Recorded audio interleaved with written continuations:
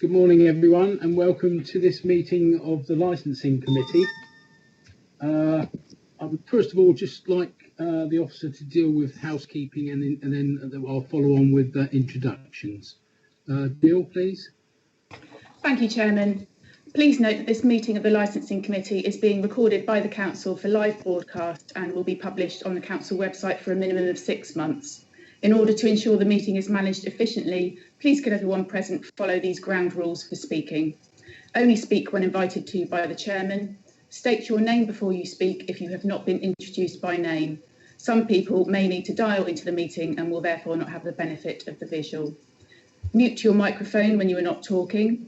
If you would like to speak, please type RTS, request to speak, in the instant message conversation panel on the left-hand side of your screen and click the arrow button to send. Please note this panel is visible to all parties. If there are any recommendations moved that require a formal vote, these will be carried out by the Democratic Services Officer, asking for a response of for, against or abstain from each member of the committee. Finally, please ensure background noise is kept to a minimum as far as possible, and mobile phones and other devices are turned off or switched to silent for the duration of the meeting. Thank you, Chairman. Thank you, Jill. Right, I'd now like members just to introduce themselves, starting with myself. Councillor David Flagg, Chairman of the Licensing Committee. Can I then ask Councillor Farquhar? Yes, good morning, everybody. Councillor George Farquhar, Vice Chairman of the Licensing Committee. Thank you. Councillor Sarah Anderson. Good morning, it's Councillor Sarah Anderson. Thank you very much. Councillor Judy Bagwell. Good morning. It's Councillor Bagwell. I'm a member of the Licensing Committee from Councillor for Hamworthy. Thank you. Thank you. Councillor Barron. Morning, Chair. Councillor Barron, Ward Councillor for Parkstone, member of the Licensing Committee. Thank you. Councillor Burton. Good morning, Chair. Councillor Richard Burton, Ward Member for Bearwood and Merley, member of the Licensing Committee. Thank you. Councillor Julie Butt. Morning, Mr. Chairman, member of the Licensing Committee and Ward Member for Creekmore, Hilborn and Waterloo. Thank you. Councillor Norman Decent. Good morning, Councillor Norman Decent, Ward Councillor for Kinson and West Howe. Thank you. Councillor Brian Dion. Good morning, Chairman. Councillor Brian Dion, Penhill Ward. Thank you. Councillor Bobby Dove. Good morning, member of the Licensing Committee and Ward Member for Liston and Iford. Thank you. Councillor Beverley Dunlop. Good morning, Chairman. Councillor Beverley Dunlop, Ward Member for Moordown and member of this Licensing Committee. Thank you. Councillor Johnson. Good morning, everyone. Councillor Toby Johnson, Ward Member for Alderney and Bourne Valley and member of the Licensing Committee. Thank you. Councillor Kelsey. Good morning, Chairman. Councillor Kelsey, East Cliff and Springbourne Ward, member of the Licensing Committee. Thank you very much. And then we have officers. Nananka Randall. Good morning, Nananka Randall. I'm the licensing manager. Thank you, Nananka. Linda Cole. Good morning, it's Linda Cole, a solicitor and advising the licensing committee today. Thank you very much. Jill Hollyoak. Good morning, Jill Hollyoak, Democratic Services. Thank you. At this point, I would ask if there's any members who haven't introduced themselves, and I know that Councillor Slade is with us this morning. Councillor Slade. Yes, Councillor Vicky Slade, Deputy Leader and acting as a temporary portfolio holder in the absence of the portfolio holder that covers licensing due to ill health. Thank you very much. And is there any other members on the call who have not introduced themselves, please? Yes, Councillor Millie Earle, Councillor for Newtown and Heverlands, and a member of Licensing Committee. Thank you, Millie. Councillor Farr here, member for Kinson and member of Licensing Committee. Thank you. Thank you, Councillor Farr. Right, so before we move to the items on the agenda, can I take this opportunity to welcome Councillor Sarah Anderson and Councillor Millie Earl to the Licensing Committee? And I will now formally move on to agenda item 1, which is the election of chairman. Could I have a nomination, please, from the floor? If you'd be kind enough to type in the conversation panel, and we'll move forward from there.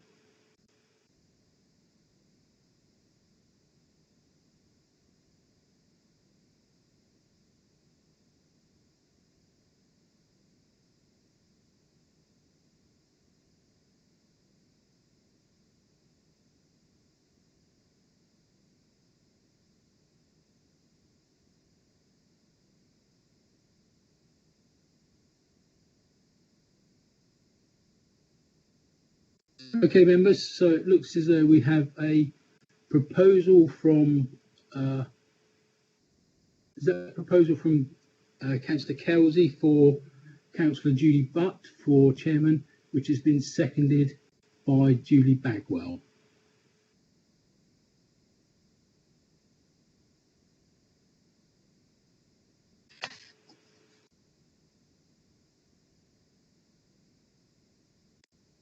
So it appears there is no further nominations, in which case then I would declare that Councillor Julie Butt be elected as the chairman of the Licensing Committee for the following municipal year, or the rest of the municipal year. Before I hand over the chair to Councillor Butt, I would just like to say thank you to members and officers for your support over the last 16 months. Times have been stressful when we've had to conduct subcommittees over the virtual meetings, and I think we've done a very good job on taking that on board. And yes, a special thanks actually to Councillor David Kelsey, who was very helpful on the subcommittee that we've held over the period of time. So I'd like to take this opportunity then to wish Councillor Julie Butt all the best for the forthcoming year and hand over the chair. Thank you very much, David, Councillor Flagg.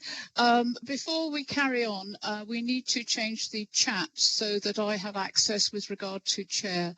So could we take a short recess just to sort this out, please? We'll be as quick as we can. Thank you. Sorry, Councillor Butt, it's already done. Oh, I'm done, am I? Okay. Yeah, you're in. I cannot see the area where I have separate access. So it's another chat box. I've just sent you a message in it, so it should come up. Right.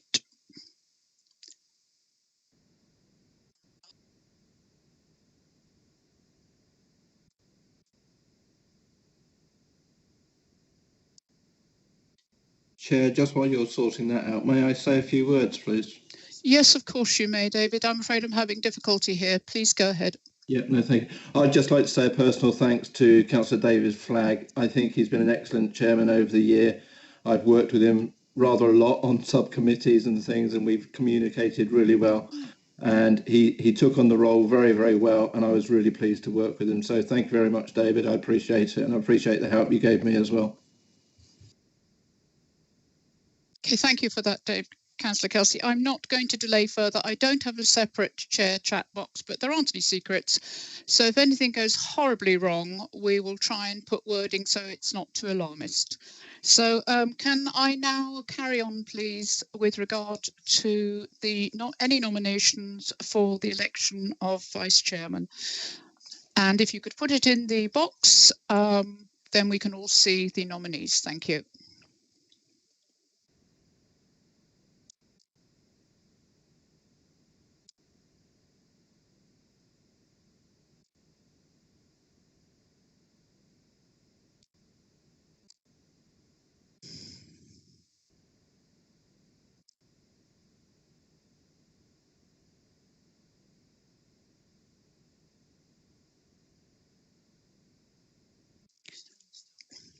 Right, thank you.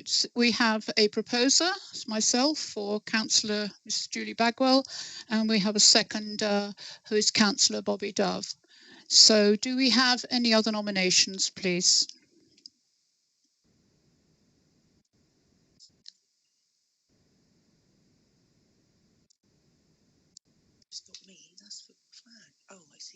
Okay then, so with no other nominations then, very happy to inform you that Councillor Julie Bagwell is duly elected Vice Chair of this Licensing Committee.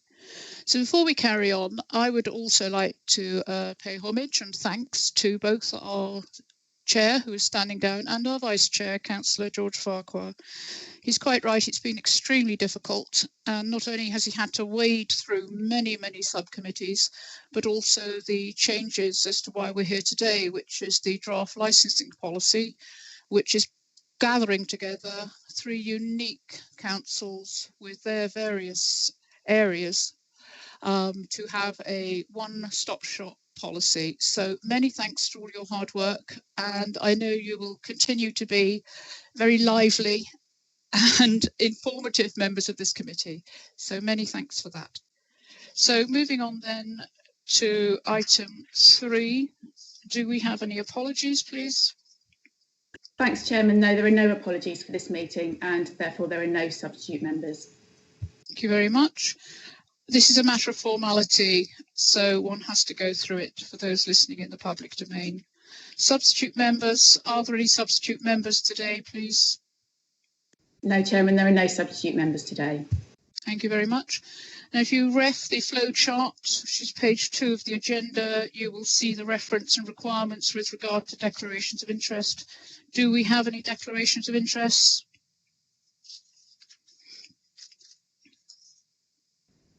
If you do have any, if you could put them in the chat box.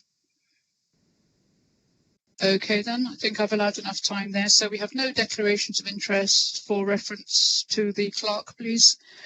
And then moving on to item 6, which is confirmation of minutes. Now we're going to take these on block. We firstly have the Licensing Committee meeting held on the 4th of March 2020. We have an RTS. Yes, Councillor Dunlop, how can I help? Thank you, Chairman. Actually, it's not for the first item. It's for the minutes of a couple of the licensing subcommittees. So I can come back.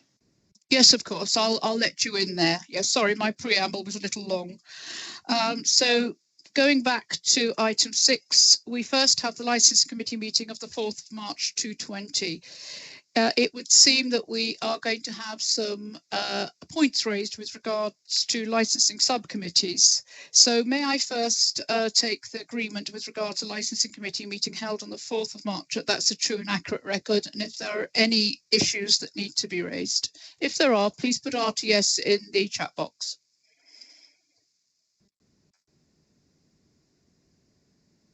Okay, I'm not seeing any RTSs. Can I take it, members, that we can agree those minutes? Okay, again, nothing in the chat box, so we will take those as agreed unanimously. Thank you. So moving on to licensing subcommittees held between the 24th of February and the 19th of August. I am just scribing up to find those separately. Councillor Dunlop, you had, we have the minutes pack of meetings of the 24th of the 2nd, the 3rd of the 3rd, the 17th of the 3rd, the 14th of the 4th, and the 28th of the 4th. There are further 7 documents. Councillor Dunlop, which one would you like to make a point of reference to? The first one is the minutes from the 3rd of the 3rd. Thank you. Item 112, which goes over page 17 and 18, and that's concerning the review of the licence. I just noticed that given all the information that the committee received, that they were happy to, I guess, agree that this was just a one-off unfortunate event. My question is that I wondered, have we pursued any investigation or considered the other driver that was involved? If we believe that the driver whose licence we were reviewing, it sort of, we were happy to accept his explanation. I just wondered that, and he was injured, that clearly there was another driver involved. And I just wondered, have we pursued any investigation or attempt to review his licence? That's the first one. I've only got one more. Okay, thank you for that, Councillor Dunlop. Obviously, the content and application with regard to the actual hearing is not a matter for discussion here. I don't know if that's something that our licensing team can advise you and the rest of the subcommittee of at a later stage, because obviously held in camera, we wouldn't be able to discuss that in public, and I know you'll be perfectly aware of that. So it might be something we can help you with. I will ask Linda Cole. Linda, would you like to advise on that point for Councillor Dunlop, please? Yeah, Chairman, I recognise that. I didn't actually want to get into the detail at all. It was just an observation that there were two people in the, I guess, for a car. And yeah, perhaps if you want to do it offline, that's fine. I just wanted to check if we have pursued that, I guess, that line of inquiry. Probably a better phrase there, but you get my point. Yes, I understand entirely, Councillor Dunlop. I'll demur to Linda Coleman, please, for some further advice. Yes, yeah, I couldn't tell you whether we have or not, being legal officer, but I think it is something we can take up and get an answer for you after the meeting. We'll certainly do that for you, Councillor Dunlop. Are you happy with that? Okay, thank you for your understanding in that. And your second point? My second point is the meeting on, oh, hang on a minute. I'm missing the date here. It's in August, I think, and it's page 28. Let me just scoot to it myself and I can see what the day is. 28. Let's have a look. Starts 27 and 28. Blah, blah, blah, blah. I'm on a different one. It's item 123. It's the application for the variation of the premises licence for bistro on the beach. It was just to say, Chairman, that I asked for my disagreement to the decision to be recorded. And I gave the reasons for that. I mean, I'm happy to give them now if you want, but that's probably just not necessary. So I'd like that, please, to be amended, that I did not agree with the decision, but I'm happy to provide those reasons again, either now or offline. I think we're happy to hear that you were not in agreement, and that needs to be put down as a point of record. If you want to iterate the reasons as to why, as you say, we can discuss that offline as it forms part of the application. Are you content with that, Councillor Dunlop? I am, and that's it from me. Thank you, Chair. Thank you very much indeed. So if we return then to the other subcommittee meetings, are there any other subcommittee meetings where anybody has a point of reference? If there are, in that little box in the corner, please. There aren't. Okay, thank you for that. So with that noted, and thank you, Councillor Dunlop, for obviously reading in great detail, ensuring that everything is correct with regard to those subcommittees of which you have been a member. So I then will take these. Are the committee content that I take these en masse, or did you want me to take them individually? Again, if there's we have an RTS from Councillor Farquhar. Councillor Farquhar, how may I help? Thank you, Chair. I just wanted a little bit of clarification from the Chair as regards the nature of the minutes. Obviously, the discussions and the debate is behind closed doors, and it's a majority decision. I thought it.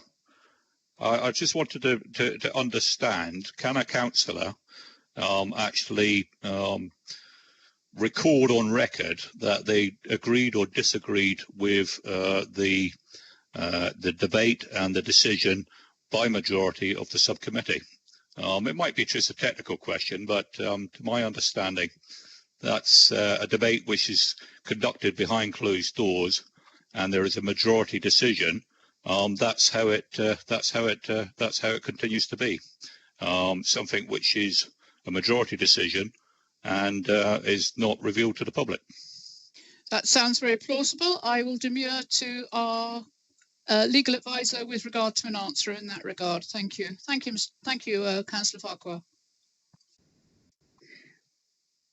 It would probably be better if the Democratic Services officer advised on that. But I mean, the decision that is taken is the majority decision. But it's usually, my understanding is it. But we'll get Ms. Hollyoak to confirm if a councillor wants it recorded that they didn't agree with the decision. That's quite proper and that's allowed. Yes, and that would be a matter for them, I believe, but I wanted to demur to those that obviously have the professional training to answer that. So could we ask Ms. Thank you, Ms. Hollyoak, could you please confirm that? Thank you. Yes, thank you, Chairman. So there is provision in the Constitution for a member to ask that their vote, they've dissented from the decision made. So Councillor Dunlop specifically asked for that, so we will include it in the minutes. Thank you very much. So that's a little learning curve for all of us today now, so we're a little wiser in that regard. Thank you, Councillor Farquhar. So with that matter dealt with then, are we happy to take these en masse, or would you like me to take them individually? If I don't see anything in the box, then we will take them en masse. Okay, thank you very much, members. So then we would want to agree the licensing subcommittees meetings held between the 24th of February and the 19th of August. Are we all in agreement? If there is anybody who wishes to abstain or is not in agreement, then please indicate.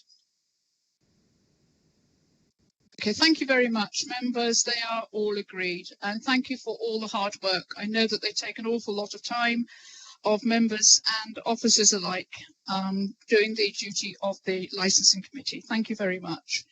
So now we move on to agenda item 7, which is public issues. And I'm to inform you here that the committee has received 2 public statements from members of the Pool Taxi Association, and it regards the draft Hackney carriage and private hire vehicle policy, which we will be discussing at a later stage. And these come from David Lane and a Calvin Dade. And you should have a copy of these statements. Has been published on the council's website for members of the public that are listening, and all committee members have also received a link. So may I just have an indication that everybody has had these, all members have received these? Thank you.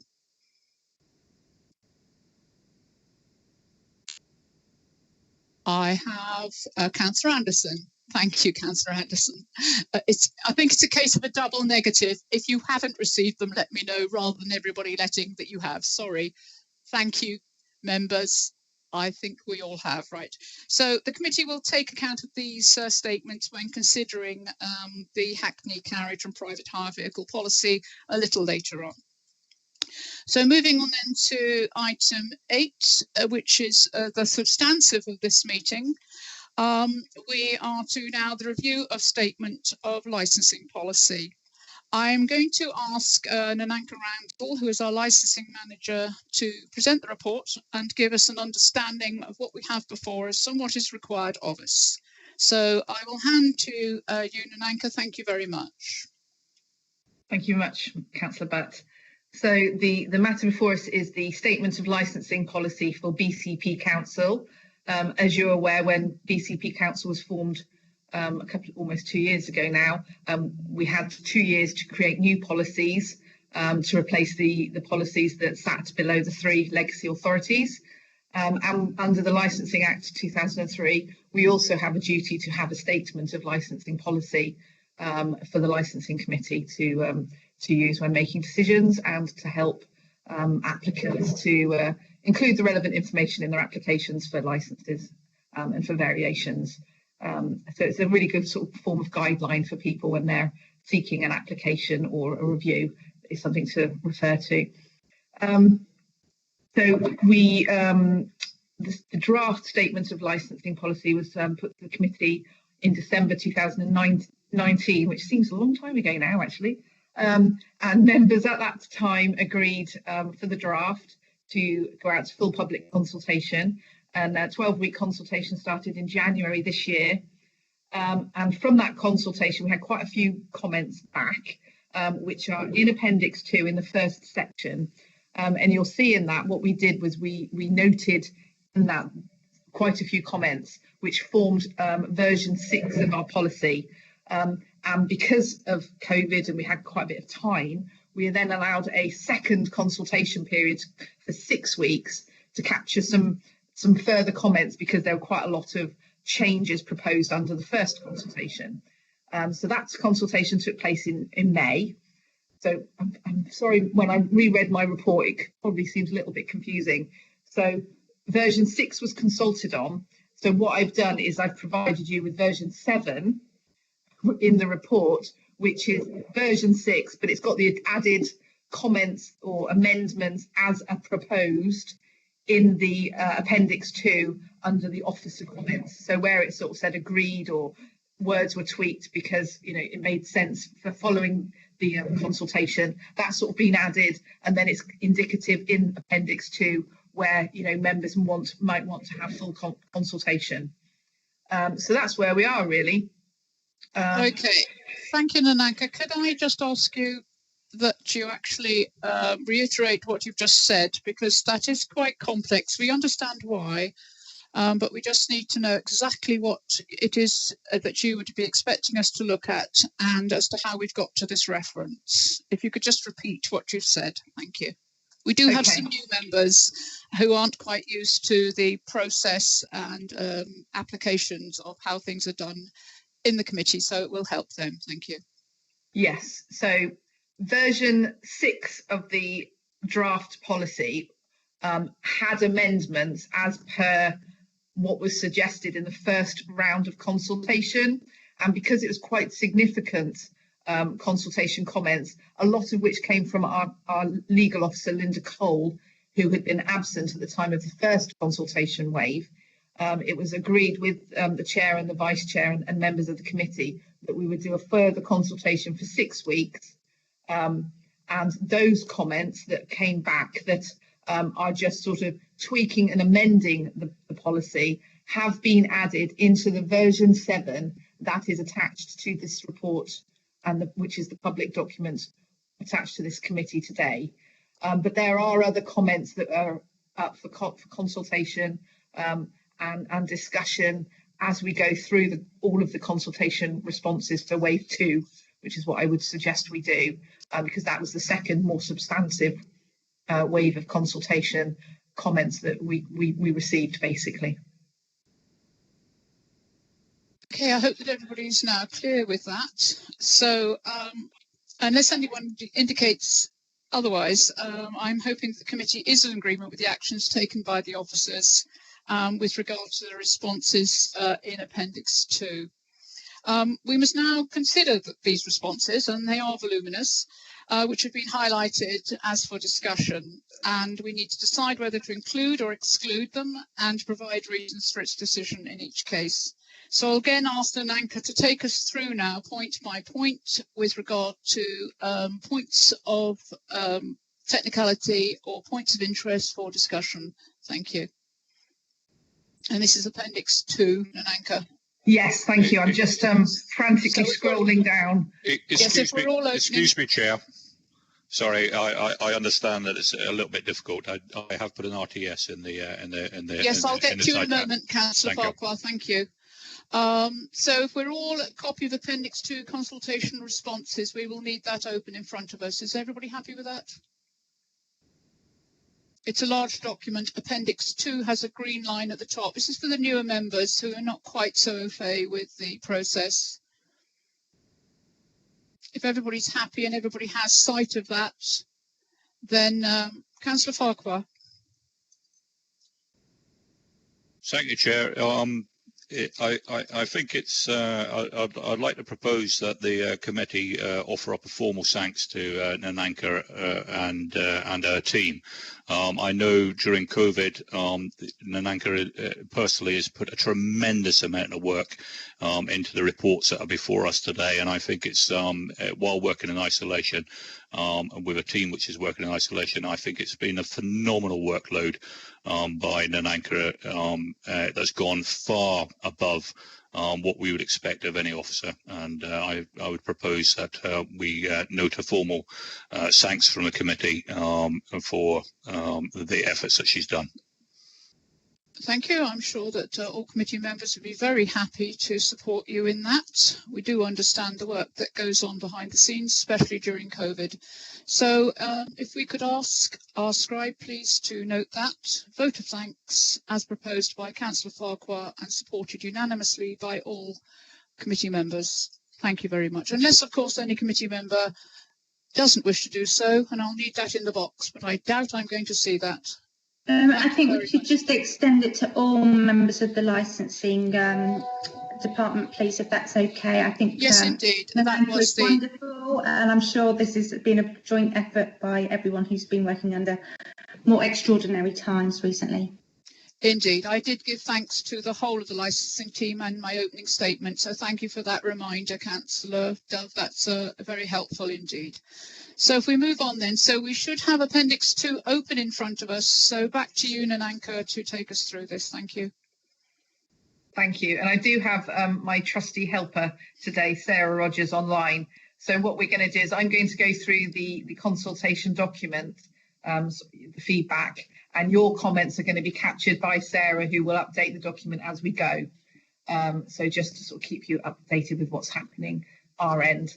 And Linda Coles I saw she did ask maybe if I just clarify the different colours on the statement of licensing policy draft that you've got. So the pale blue are what was provided by Linda Cole and people that had made the comments in the first wave of the consultation, and that was what was proposed wording, and it's quite clear in it which parts were proposed to be deleted as well, and they're red. And there's a slightly brighter red where things have been tweaked. So you'll see in the in Appendix 2, we've got the headings. So we've got, the number, the paragraph number, the name of the respondent, the summary of comments, evaluation of the comments, recommendation, and then the actions taken by officers. So where it says sort of just wording amended, or the comment is added because they wanted to add harbours and quaysides, the comment has been added, that's added into that version 7 document in red as well. So and it's quite clearly tracked through the document, you should be able to see that. So that's sort of why there's different colours in that version 7 document that you've got. And the final document will be produced today following this, and then it will be circulated to all members. So if you're happy, I will start at page, what it is, 145 on the pack, which is the second wave or second consultation responses from version 6 that have been added into version 7. So if that's clear, is that happy for me to just start going line by line? Yes, please do. Thank you. Okay. I'm still trying to ascertain the correct document, but you carry on. Okay. So what I've done is I tried to bunch the consultation responses into the sections of the document, so people weren't sort of having to fly around all of the pages. So Sandra Graham is a solicitor for Tretowans, and at paragraph 1.4, she just pointed out that some of the information had been repeated, which obviously, I agreed it and amended the wording accordingly. Now, do you want me to go through every single one of these, or do you want me to just do the ones where I've pointed out for discussion, if members are happy with it? Yes, I have got the copy, which on the recommendation, you've got for discussion. Yeah. Yes, I think that I'll be guided by committee members, of course, but I think as this has gone through in great detail and the issues been raised where discussion would be beneficial for this committee. Otherwise, I think we might be here for an awfully long time if we rediscuss perhaps legal points that have already been agreed.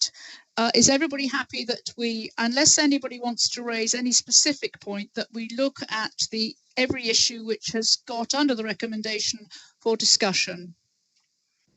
I'll look in my box to see if I've got any indication.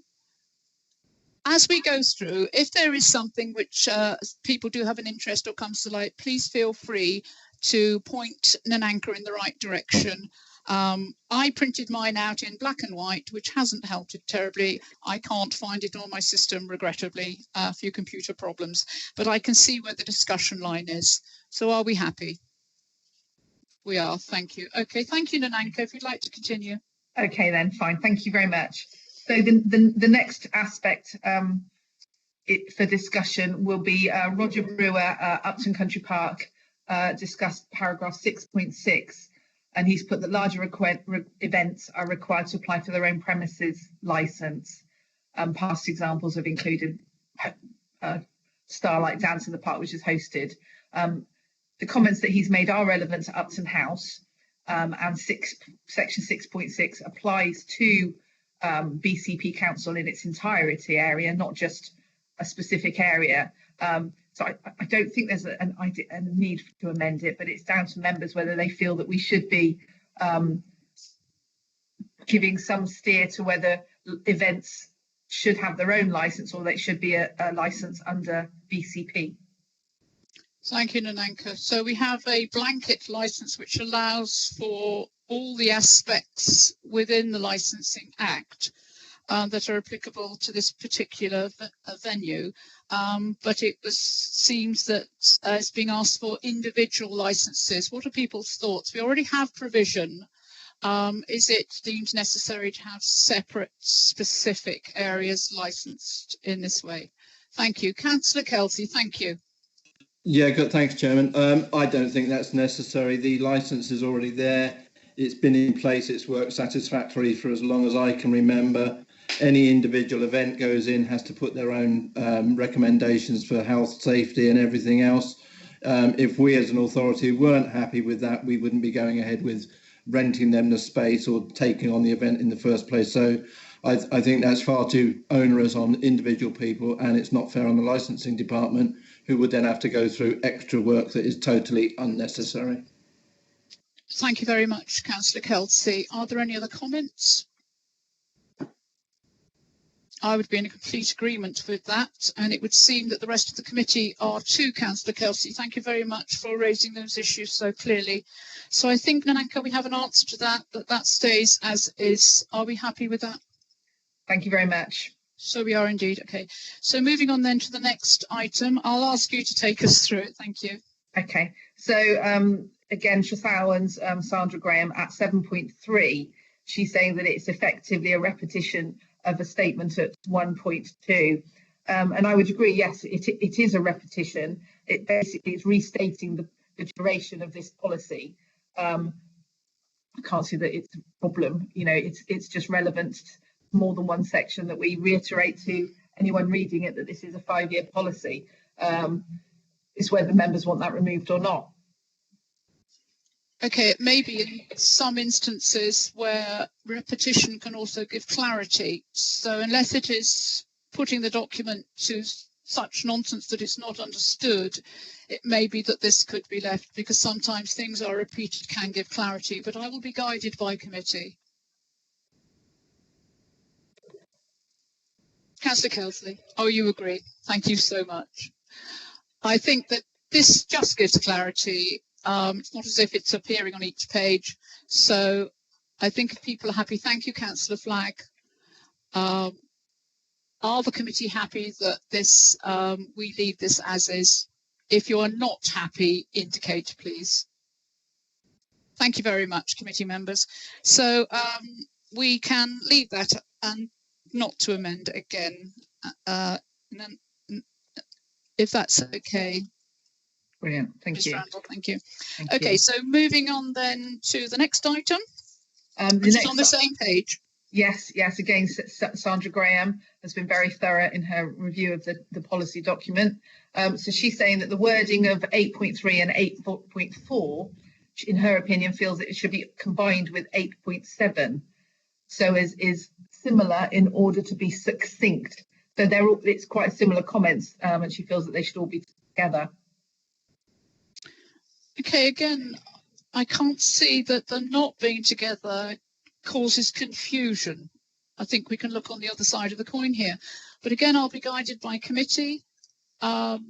Should we be so finite as to change that, or should we leave as is?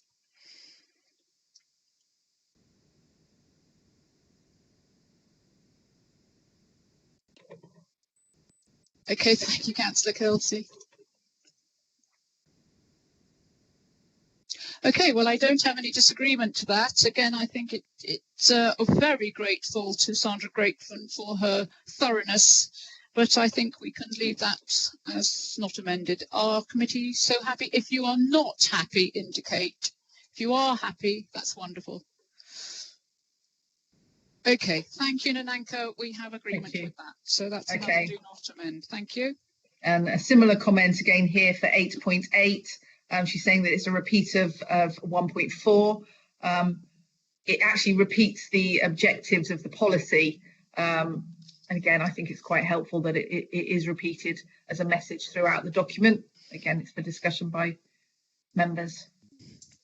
Thank you, Nananka. I think that actually that clarity in anything in law is always advisable, and it's not hugely long. It clearly defines what we're trying to say, what's trying to say in the document. So I think the message is that if there are some repetitions and they give clarity, that they are left. Again, I'll be advised by committee. If anybody is not happy with that, then please indicate. Thank you very much. So again, we will not be amending that point. Thank you. But grateful thanks to Sarah Graham for her thoroughness. So now we move on to what is page. It does go on for a while now before we get to the next for discussion. Yeah. So if there's, I'm going to go page by page. If people are happy, I'll be looking for indications if anybody wants to raise any point. And please feel free to do so. It could be said that could not be discussed within committee. So we've got 146. We have one here. We have members to discuss, and that's section 9. Is that correct, Nananka?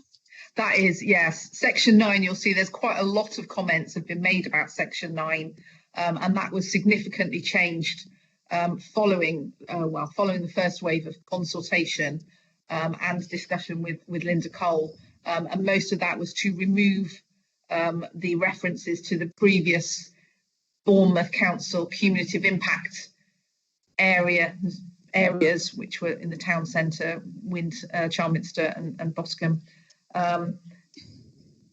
Cumulative impact is quite a difficult one. When we started this process, my colleague Sarah Rogers did a call for evidence from the necessary responsible authorities to determine whether we had the evidence necessary to declare cumulative impact areas under BCP Council. And at the time that we were drafting this first policy, we were hopeful that by the time we came to this point, we would have evidence. COVID obviously hasn't helped, but we still do not have any substantive evidence from the police, environmental health, trading standards, fire and rescue, children's services, public health, Dorset, England. There's been no substantive evidence that at the moment that we have to support declaring the cumulative impact area or zone in the BCP area.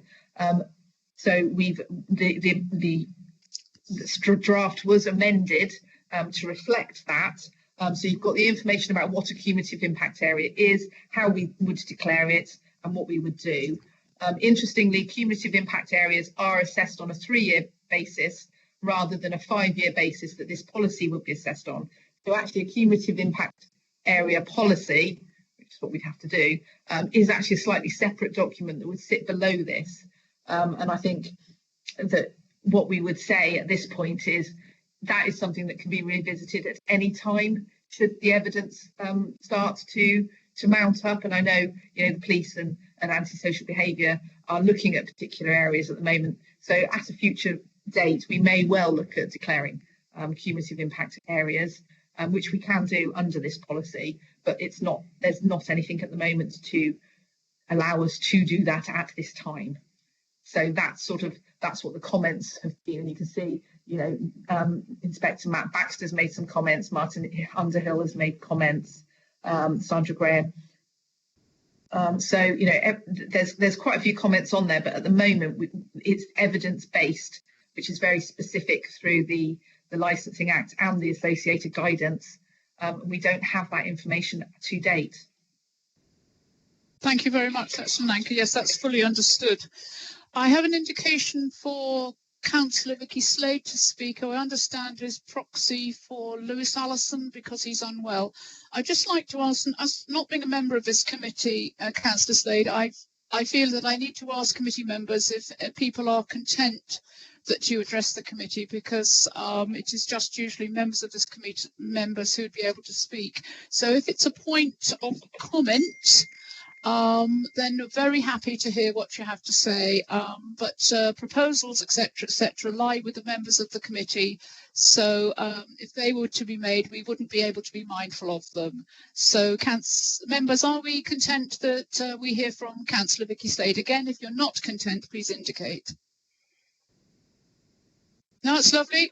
Okay, thank you, Councillor Slade. If you'd like to address the committee, thank you.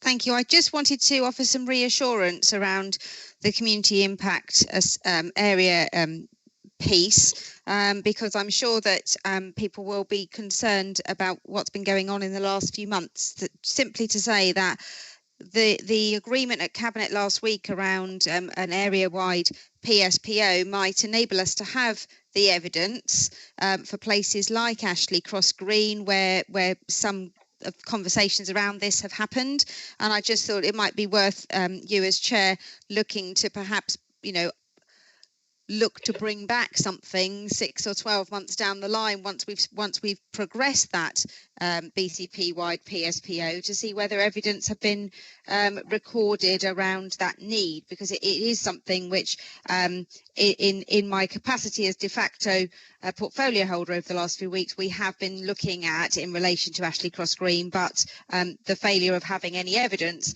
has meant that it's not something that can be done at this point. But I think that the approach there to say a separate policy to follow and put onto your forward plan would be a really sensible one. Thank you very much, Councillor Slade. That's extremely helpful. So we've heard from Nananka with regard to this issue that there was no substantive evidence to put a CIA in at the moment. But as there's a separate document that runs on a yearly basis that sits below this, and we can review at any time, I believe if your issue you've raised with regard to BCP PSPOs are tracked, then that can be included in a review with regard to the CIA at any time. So I think one just needs to dovetail with the other. So if people are happy with that, Councillor Dove, thank you. Sorry, thank you. Just started my video. I think I'm a little bit confused about the process in as much as how it has changed. Certainly, I know that the previous cumulative impact areas were without the PSPOs at that point. It was really done on the evidence that the police offered. It was brought to us by the police with that evidence, and it's all justified, and it's a robust piece of work. Now, I do appreciate the evidence will be slightly skewed because obviously ASB did go down considerably from March through to June because of the circumstances that we found ourselves in. But I just wondered if perhaps we could get advice from officers as to how this process is brought about to us. I don't have a problem with Ashley Cross being reviewed at any point, but as to whether it needs to be in our policy or whether it needs to be a separate piece of work with the evidence coming to us for consideration, I'd like clarification around that area, please. Yes, the process for the Licensing Act side of things and the declaration of a cumulative impact area would be the same as it was previously. You know, it's evidence-based and it has to be robust and stand up to scrutiny, and that would usually be presented via the police or the other responsible authorities who, sorry, people are messaging me there trying to give me some advice as I'm talking to you. So it is evidence-based, and it would be very similar process to what we used before. So we have our statement of licensing policy, but we would have a special policy that sits below this, which would be our cumulative impact policy, and we would use the evidence presented to us at the time. It wouldn't just be that there's a, you can't just say that there's a PSPO in place, therefore we have a cumulative impact area, because obviously cumulative impact areas are very specific for certain things, so alcohol-related crime, things associated potentially with late night refreshment, closing hours in an area that is defined, and we would look at that. And again, the process is very clearly set out within the guidance. Sorry, on mute, Councillor Butt. Thank you. I've got a little button here which I press in my hand and I keep leaning on it. Thank you. Thank you very much, Ananka. Councillor Dove, are you happy with that explanation and its derivation? Yes, I am happy. I'm just therefore requesting that, whilst I appreciate Slade's input and it's very valuable, completely where she's coming from, I just don't think it's appropriate in this circumstance to include that. Okay, you were very garbled, Councillor Dove. Do you think you could repeat that? I'm sorry. So I really do appreciate Councillor Slade's input. I think it's well intentioned and I understand where she's coming from completely. I just don't think it's appropriate in this circumstance to include that amendment as it is. Councillor Butt, can I just say I wasn't proposing an amendment. I wasn't proposing an amendment. I was simply explaining the context for the fact that there was no CIA and that the CIA evidence could be provided through future PSPOs that are being considered. That's all I was saying. I was not making any suggestion of an amendment. That would not be appropriate. I was simply suggesting it was something that you might wish to separately consider on your forward plan. That's all. Yes, thank you. But Councillor Dove does have a point. This isn't a matter for proposals to be put forward, but I take in point what you said and the spirit of which it was said. And just to assure you that with regard to our PSPOs work that is carrying on, we can track those. That would be normal process, and that would be something that we then include into our continually reviewing of the CIA, which is over a 3-year period. So I hope that's understood. Obviously ideas can be listened to in the spirit in which they're met, but we can't take proposals from the floor unless they are members. I hope that all committee members are happy with that and could see the spirit in which was meant and could see why Councillor Dove had some concerns around a proposal coming to the floor. Councillor Farquhar. Thank you. I just obviously the public are observing this process. Just perhaps for thank you. Perhaps just for my clarification and that of the public, do we or do we not have a cumulative impact area anywhere within the BCP at the moment? No, we don't, because we don't have a policy that sits behind it to provide it. But I'll ask for clarification. Thank you. No. Is the short answer. Okay, so no. Thank you, Nananka. I've had some confirmation there. And that's because we don't have a policy to provide for it, Councillor Farquhar, not because of any tardiness or any failings in providing it. We don't have substantive evidence at the moment as to why we would have one, but that may and will change over time, and we will review that and keep a close eye. And with regard to other things, which we will track along the way to ensure that that information is included. A committee clear on that? That's not an easy one. I've got myself a little confused there. So if committee are happy, Linda Cole, you wanted to speak? Thank you. Well, I just wondered if it might be helpful if I offered some clarification. So just to take it, Linda, yes, if that's okay, Chair. Yes, of course. So just to take it back, Bournemouth Borough Council had a cumulative impact policy contained within its statement of licensing policy. And I think it started in 2008, and it covered a large area of the town centre and different areas in Boscombe, in Winton and Charminster. So over the years, that has been reviewed and tweaked and amended. But as we became BCP Council, we still had a cumulative impact area in the town centre, mainly, and in Boscombe. So we had to review the statement of licensing policy. Even if we'd remained at Bournemouth Borough Council, in that area, it was time to review their policy. So since this cumulative impact policy came about in 2008, the Licensing Act has been amended, because when the first Licensing Act was first drafted, there wasn't mention of community impact in the Act. The changes only came about 2 or 3 years ago now, which allows a local authority or a licensing authority, to have a community impact policy. Before that, it was only provided for with the statutory section 182 guidance. So where we are now, it's a much more formal process as well to have a community impact policy. And where Ms Rand's already told you, where a statement of licensing policy, we have to review that every 5 years. Any community impact policy that we have has to be reviewed every 3 years. Now, the licensing team took the opportunity when they started working on this new BCP policy and one of the considerations was, should we keep a BCP community impact policy in place in the town centre and in the areas of Bournemouth that we already had them, and also it would have been the opportunity to add others. As Ms Randall's told you, at that time, so up to January, and then early in the year, no evidence was coming forward from the responsible authorities, none at all. And I do understand there were numerous attempts made to remind the responsible authorities and ask them for any evidence. They made it quite clear the situation will be when this policy is reviewed. If there's no evidence of need of crime and disorder and licensing objective crime and disorder being undermined, then there's no basis to have a cumulative impact policy.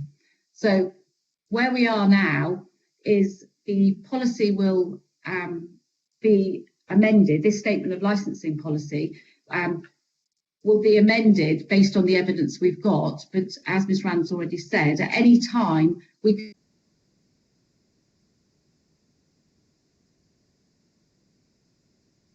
We've lost you, Linda. I can't hear you.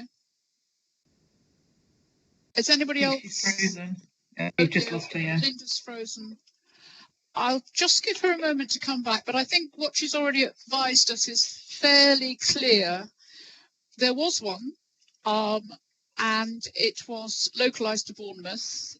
Under the new licensing policy, we needed to have a one-stop shop for all 3 areas, Bournemouth, Christchurch and Poole. We asked for evidence. That evidence wasn't forthcoming, so we don't have a cumulative impact assessment information underwritten to provide one for BCP. That isn't that we can't have one, it's just the information wasn't forthcoming. So we do have this ability to be able to review on a regular basis. I know that ward members in Bournemouth were extremely keen because of certain concerns that sat around that area and the fact that there was the CIA there before. So it is under review to assure committee members on behalf of their residents that we don't have one at the moment, but we can keep that reviewed, and if it's necessary, it can be put in place. I think Linda has left us, so if we're content that the advice she gave was suitable, if you would like me to wait for her return, I'm more than happy to do that. Yes, Linda's the last person to speak. If anybody would like to wait, quite happy. I'm waiting for some messages. Okay, well, I don't have anything in the bar, so. Yeah, I think both Councillor Johnson and Councillor Kelsey are typing. So I don't know if it's just worth waiting. I'm waiting for their messages. I can see Councillor Kelsey typing, but I don't know what he's typing. Sorry, Chair. My Yes, typing there is just in case I wanted to leave RTS in that. It's just that I've typed it in there and then I've left it there just in case I need it in the future. That's all. Thank you, Councillor Johnson. Okay, we do have an RTS from Councillor Dunlop. Councillor Dunlop, thank you.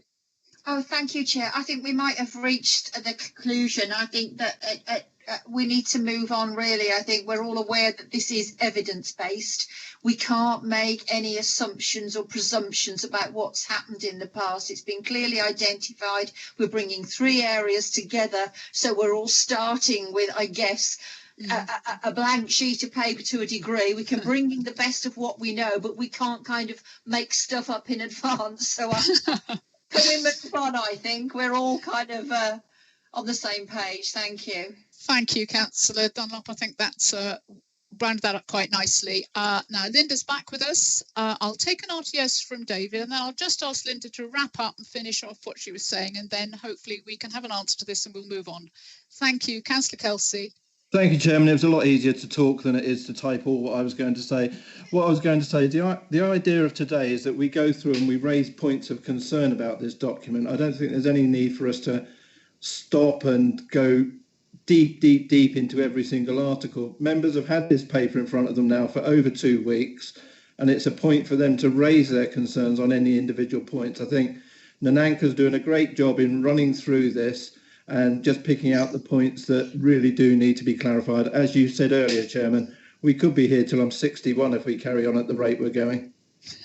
Thank you, Councillor Kelsey. I'm sure we'll be as quick as we possibly can. We'll move a little quicker on the discussions. Perhaps we can have some, if issues are very, very important, they'll be pointed out. If it's a point of a typo, then we'll ask Nananka to clarify. I now have Councillor Flagg. Oh, you agree?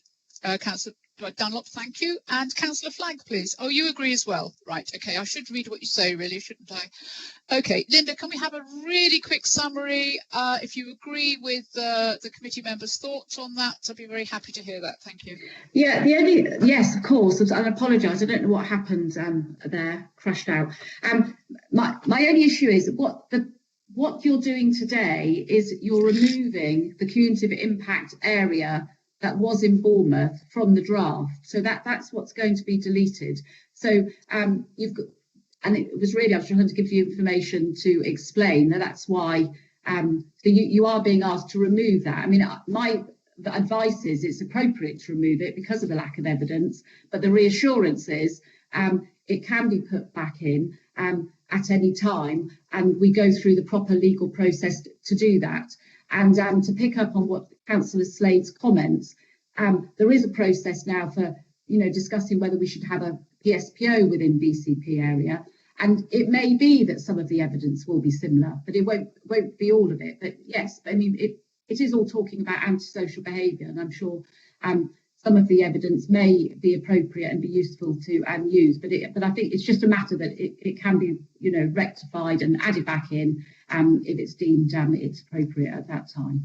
Thank you, Ms. Cole. So we are then being asked this be removed with a proviso that it can be put back in at any stage. So unless I have any people not wishing that to happen and indicating in the bar, can we agree that, please, and move on? Thank you very much. Okay, then, so mindful of members' thoughts with regard to not going through this too turgidly, especially as we have had this document in front of us for some considerable time. I'm not seeing any further discussion points, so I'm going through on each page now. 147, 148, 149. Again, we've got something from Sandra Graham, which is again, it's a bullet point. It seems to be a typo. Amend wording to include licensed taxi company and remove word safe. Fine. Well, that's been done. I don't think we need to discuss that. It gives clarity to the sentence. If anybody feels that we do need to discuss it, please indicate. We now go to the next point, which is 14.18.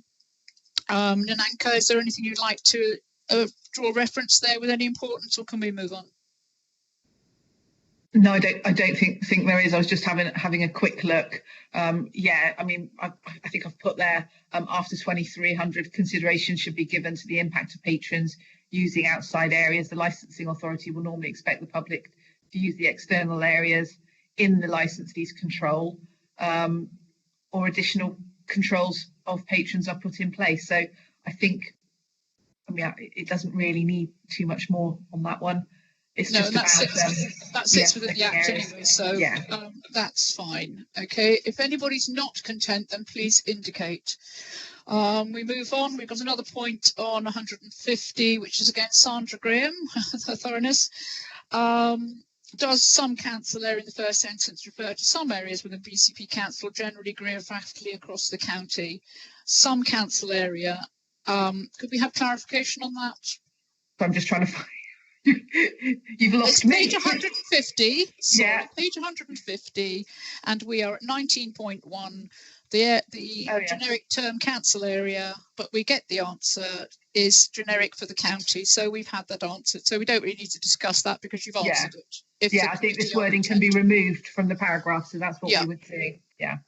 And then 23.1, the second sentence of this paraphrase needs clarity and costs being awarded against whom.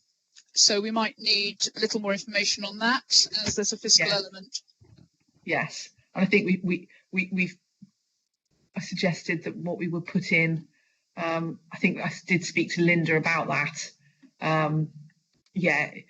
It is costs could be awarded because it could be costs against us or the applicant, depending on which way the court decides. So which way I didn't feel that it was relevant to actually put too much more detail in there, to be honest with you, because costs could be awarded. But I'm quite happy to add that clarity to say, you know, depending on the outcome of any appeal, costs would be awarded either against. That makes absolute sense. Yes. So either party, costs can be awarded to either party. Again, for clarity, I don't think there's a problem with that. If the committee are content, if they're not, please indicate. Thank you very much. So if we move on to page 151, as again, if anybody does want something which doesn't have full discussion raised, please indicate, because I know you'll have read these. So moving on to 152. We've got to remove a reference to TSSW specific training. Linda, Nananka, a quick update on that. Sorry, which bit of that 152, sorry again? Okay, we are protection of children from harm. Oh, yeah. Page 152. I can see you, Councillor Farquhar, thank you. Julia Palmer, JCP Law, remove reference to TSSW specific training. Yes, it's Trading Standard Southwest, I think. So yeah, I mean, the training is not inconsiderable element. I'm just sort of trying to read. I mean, it says here that the applicant decide what period of frequency works best for them at the time of the application. So that's fine. We can remove that. Yes, I think that makes sense. Councillor Farquhar, thank you. Thank you, Chair. I'm finding it a little bit difficult to follow through with the page numbers you're referring to. I'm actually looking at the pack which is available to the public on the website. The pages is difficult there. What I found really helpful, Chair, was when you actually said what the point and the sub point was, e.g. 23.1, so on and so forth, as opposed to the page numbers. And I think the watching public might be able to follow along because I think our internal pages are somewhat different to that which is published on the website. Okay, what I'll do then is I'll go back onto the appendix that the public are seeing, which is fairer. So I just need to push through here. This is the first point. So how many pages have we actually gone through? 4, I think. Yeah. Okay, so if we could have some clarity on that, I'm just trying to find this. So where we are, Councillor Farquhar, is we are actually looking at the page numbers that are on the public document. But what we've done is we've gone now into the responses to the model pool of conditions, which is one of the appendixes. So it doesn't have the section. So we're actually talking about individual proposed conditions from that model pool. So we're actually at protection of children from harm, staff training, which is in that appendix of the statement of licensing policy, model pool of conditions. And it's that proposed condition. They make reference to TSSW, which is obviously a trading standard specific training, which is being proposed as it doesn't really need to be that prescribed. So we would just take the reference out as long as there's suitable training provided for the protection of children from harm for staff, then trading standards would be happy with that.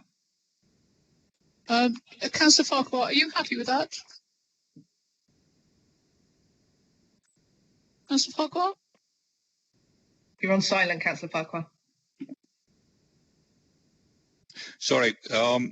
Yes, Chair, but the one which is published to the public, unfortunately, because it's a combination of documents, there is overstamping of numbers, and this is the point which I'm making is that it's actually quite difficult when we jump to the appendix from the line or the point within the statement. I'm having a little bit of difficulty following that, but okay, I'm what quite I'm going happy. to do. Thank you very much for that, Councillor Farquhar. You're absolutely correct. The public should be able to follow this with regard to the information they've got in front of them. So I've just gone on to the public domain and just trying to now find the last point made about the TWW. Jill, please. Oh, no, I've got... I think we'll hear from Jill first. It might be that she may be able to assist us, and then Councillor Dunlop, happy to bring you in. Thank you. Thanks, Chairman. Yeah, I was just going to apologise. I think what's happened is the report management system has actually overridden the numbers and put its own numbers on the pages, so that's why it's not very clear. If you are actually on the meeting page on the website, you can actually click on the individual documents as well, so that might be easier to follow. So apologies. Right, well, I'm having difficulty now backtracking on these numbers as to what I've got in front of me and what the public have in front of them. But I'm just going to go back and find the last reference. The last reference I've got is 23.1. So if I go up from there, I should be able to find the page I'm on at the minute. Bear with me a moment, please, members. Thank you. Although the numbers do disappear, actually.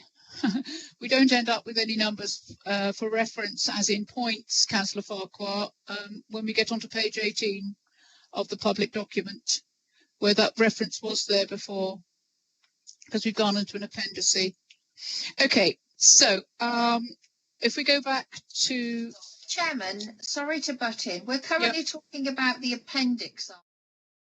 We're talking about Julia Palmer's comments with reference to TSSW. Yes. In that appendix, the page numbers are there exactly the same. I've actually got that open on the public site, and the page numbers are on the left. So if you just swizz your cursor over, they're on the left on mine, and this is on the public website. Okay. Does that help you, Councillor Farquhar? Can you see them? They're actually to the left. I can now. Thank you greatly, Councillor Dunlop. Cool. Thank you very much, Councillor Dunlop. That's extremely helpful. So, if we're going back the pages, we've got up to this reference, which is the remove from reference TSSW specific training from Julia Palmer. So, are we happy that matter, after discussion, is done? If there's any indication that you're not, please show me. Okay, thank you. Thank you very much for your help there, Councillor Dunlop. It's quite complex and we've got lots of information in front of us. We want to make sure we're looking at the right reference. We've lost Linda again. Okay, well, I think we'll carry on. And if we need to have some legal advice, then we will have to wait until such time as she can come back to us. So we are going on then to the following page, and the next point to be discussed, again on the appendice, is Philip Day Lacey's, which is crime and disorder ABV limit. You can see where it says to be discussed. And he says this makes it look as if it would be the norm. What about craft beers, etc.? Nananko, can you reference? I'm sorry, I seem to be slightly behind you because I've gone through the document and now I've lost myself. What page did you say it was on? Sorry, 152. 152. Oh, okay. Oh, sorry, 153. I do beg your pardon. Crime and disorder, ABV. Makes us, all about crafts. Oh yes, basically it is a condition that is usually used to in reference to sales of single cans or bottles in less than 2 litres. So basically saying it looks as if it would be the norm. What about craft beer? It's not the norm. It's a condition that tends to be applied again as needed, depending on the application. If it's sort of a craft beer type off license, you obviously wouldn't put it, but certainly where there's issues with potential street drinking and things, it's usually put on if there's a variation or seeking a review, or if there's concerns about people buying single cans. That's why that condition would tend to be added. So it's usually qualified by a reference to the sales of single cans or bottles of less than 2 litres in volume. So I would suggest we add that wording in. That makes sense. Is everybody happy with that? We're all nodding. Oh, yes, I can all see you nodding. I can see some of you nodding, so you can always nod. That's fine. Okay. I've got a note here. If somebody could call Linda, please, so that she can get back in. Thank you. Okay, then moving on to page 154. We do have a deletion discussion point here, which is disorder of sales. Again, Philip Day, the third paragraph. Alcohol outside shall only be consumed by patrons seated at tables. Can we have a quick reference to this, please, Ananka? I think I know the answer, and I'm sure the members do, but we would need a quick reference. I mean, I can see, again, it's the interpretation and how these things can be interpreted. But actually, that would be very difficult to enforce because you do have people stood in beer gardens chatting and things like that. That's why it's discussed to delete. If people are allowed to be out in the beer garden, it shouldn't really matter whether they're seated or not. No, quite. So leave that one as is. I suggest we delete it. To delete? Yes. Yes. Right, okay. So members are happy that we delete that. Again, I'm looking and there's nothing. Okay. Okay, moving on then. Same page, Philip Day. He wants to amend the first paragraph to delete words in brackets. Nananka, could you reference that? Because again, if it's a deletion, I think it's important that we do discuss it. It's not just a typo or error. Thank you. Oh, okay, yes. Amend deletion word in brackets. Sarah, as you're on, have you got that paragraph open? Yeah. Sorry, I'm working with the two. What paragraph is it? I'm working with the two screens as well. It's the challenge 21 or 25. Yeah. It's where there's words in brackets. Can we delete them and still make sense? Hold up, just got to scroll down. It's the third paragraph. Yeah. Protection of children from harm. I do remember seeing it, and there were sort of words in brackets and not brackets. And so are we still on crime and disorder? Yeah, well, we're on protection of children from harm, challenge 21 or 25. Page 154. Unfortunately, the individual points aren't indexed, so I can't give you. There was no paragraph numbers put in the. It's the second point down. Third paragraph. Alcohol outside shall only be consumed by patrons seated at tables. Oh no, we're further down now. We're near the bottom because we're talking about the amending of the first paragraph. Oh, you've come down. Yes, quite. Yeah. Have you got that, Sarah? No. No. It's in your model call of conditions. Yeah, I'm looking.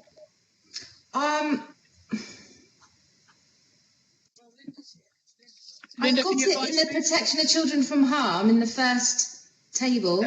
Okay. Yes, that's correct. That's a follow-on. Yeah. Are there words in brackets in that then? I've just got challenge 21 in brackets, oblique 25.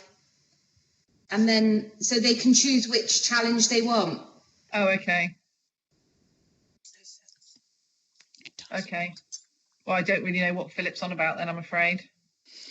Oh, right. Well, perhaps then, if we don't know what point he's trying to make, we need to have some clarity on that, and we can defer that particular point, because with respect, I'll double check put that. these in good faith. Yeah, I'll double check that. Yeah. Members, are we content that we refer back to Mr. Day and just ask him to clarify his point so that we can be mindful of it? Sarah, can you make note of that? Yeah. If I don't see anything in the box, then I will take that as agreed. Thank you very much for that. So then moving on, page 156. I see no points for discussion. And then we move to the end at 157. And that is the end of the Appendix C. And we are at the end of the document. Okay, then, the committee members. it seems that we've gone through those points and they've been notified and they will be amended.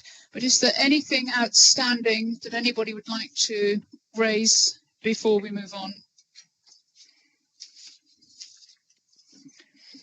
Chairman, if I may, if we just go back to page 155, 154, where we're discussing about Philip Day. Yes, Councillor Kelsey. At the bottom of 154, it says remove the words in brackets. If you actually go down to the top of page 155, he actually has that paragraph there. So you can quite easily see the wording he wants removed. Oh, yes, you can, because it's a follow-on. It goes on to the next page. It's the same point. Well spotted. Thank you very much, Councillor Kelsey. That's extremely helpful. So we can go back then and deal with this. So Nananka, now you have the information in front of your Sarah. Can you please take us forward? Thank you. Thank you, Councillor Kelsey. Yeah, I can see. So basically, it's to replace, again, it's very similar to what we had with Julia's comment earlier about the TSSW reference to the condition. So it's actually a reference to the same condition.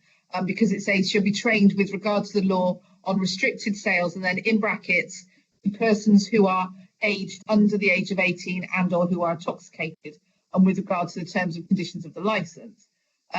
So basically what it's saying is many operators have got their own acceptable training schemes, not just the TSSW. So I think that's what it's referring to. So actually, we'd be removing that reference to the TSSW, and it's training for restrictive sales. So it's not usually just sales for people under the age of 18.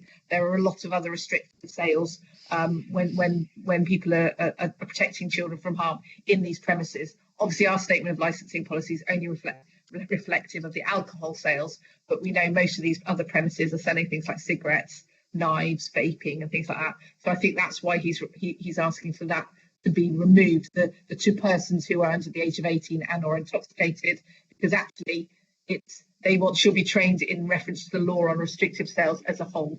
So that actually makes sense. Yeah. Okay, well, I think I need to reflect on that and paraphrase, because the advice at the end is the wording is for guidance only, and the applicant is free to amend it to reflect how the training is to be delivered by them, which flies in the face of the changes that Councillor Day has asked for. I actually... It would seem there is a flexibility inbuilt there, and we don't want to be rigid in its application. And that was the first comment made. And I don't think any committee would want to compel somebody to do something if it wasn't necessarily within the Act.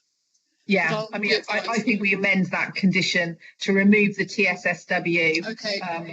Which is what we agreed already. And I think as long as it reads the restrictive sales, yes.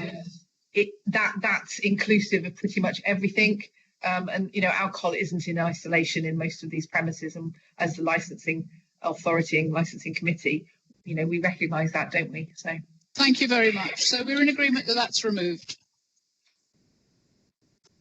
If there's anybody who doesn't, and I hope that everybody, hope our newer members are following us. It is a little complex and a little convoluted today, but it is a complex issue.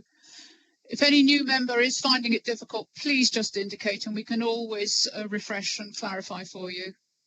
Okay then, members, thank you very much. So with that in mind, thank you, Councillor Kelsey, for drawing note to that. Obviously, as you said earlier, you might be old, but your eyesight is excellent. Thank you very much. So 155, 157, 2157, and that is complete. So with those amendments made then, can I now ask the committee to recommend the final version of the Statement of Licensing Policy as amended for adoption by full council at the next meeting on the 10th of November? And obviously all those amendments will be put in train. Does anybody like to speak to that? Or if everybody is content, unless anybody indicates otherwise, I will take that as unanimous. Oh, Councillor Johnson, you're typing something. We'll wait for you. Thank you, Chair. No, you beat me to my RTS there. I was just going to say, if it's needed, I'm happy to propose that we accept that as amended. Thank you very much. So that's on the table. Are committee members content? Thank you very much. That's Just for the unanimous. record, Chair, can we just have a seconder? We can indeed. May I have a seconder, please? Oh, well, Councillor Bagwell, thank you very much. You're sitting beside me, so I'll take Councillor Bagwell as a seconder. Thank you. So seconded. Again, can I take that as unanimous support for this item? Thank you. Okay. It's been suggested that we have a break here. We've been live for an hour and a half. Would everybody like a 10-minute comfort break for a cup of tea and a coffee? I know you're all probably within your houses, but I know some officers will be in offices. So it is now 25 to 12. We will reconvene at 1:45. Is everybody content? Thank you very much, members. Thank you.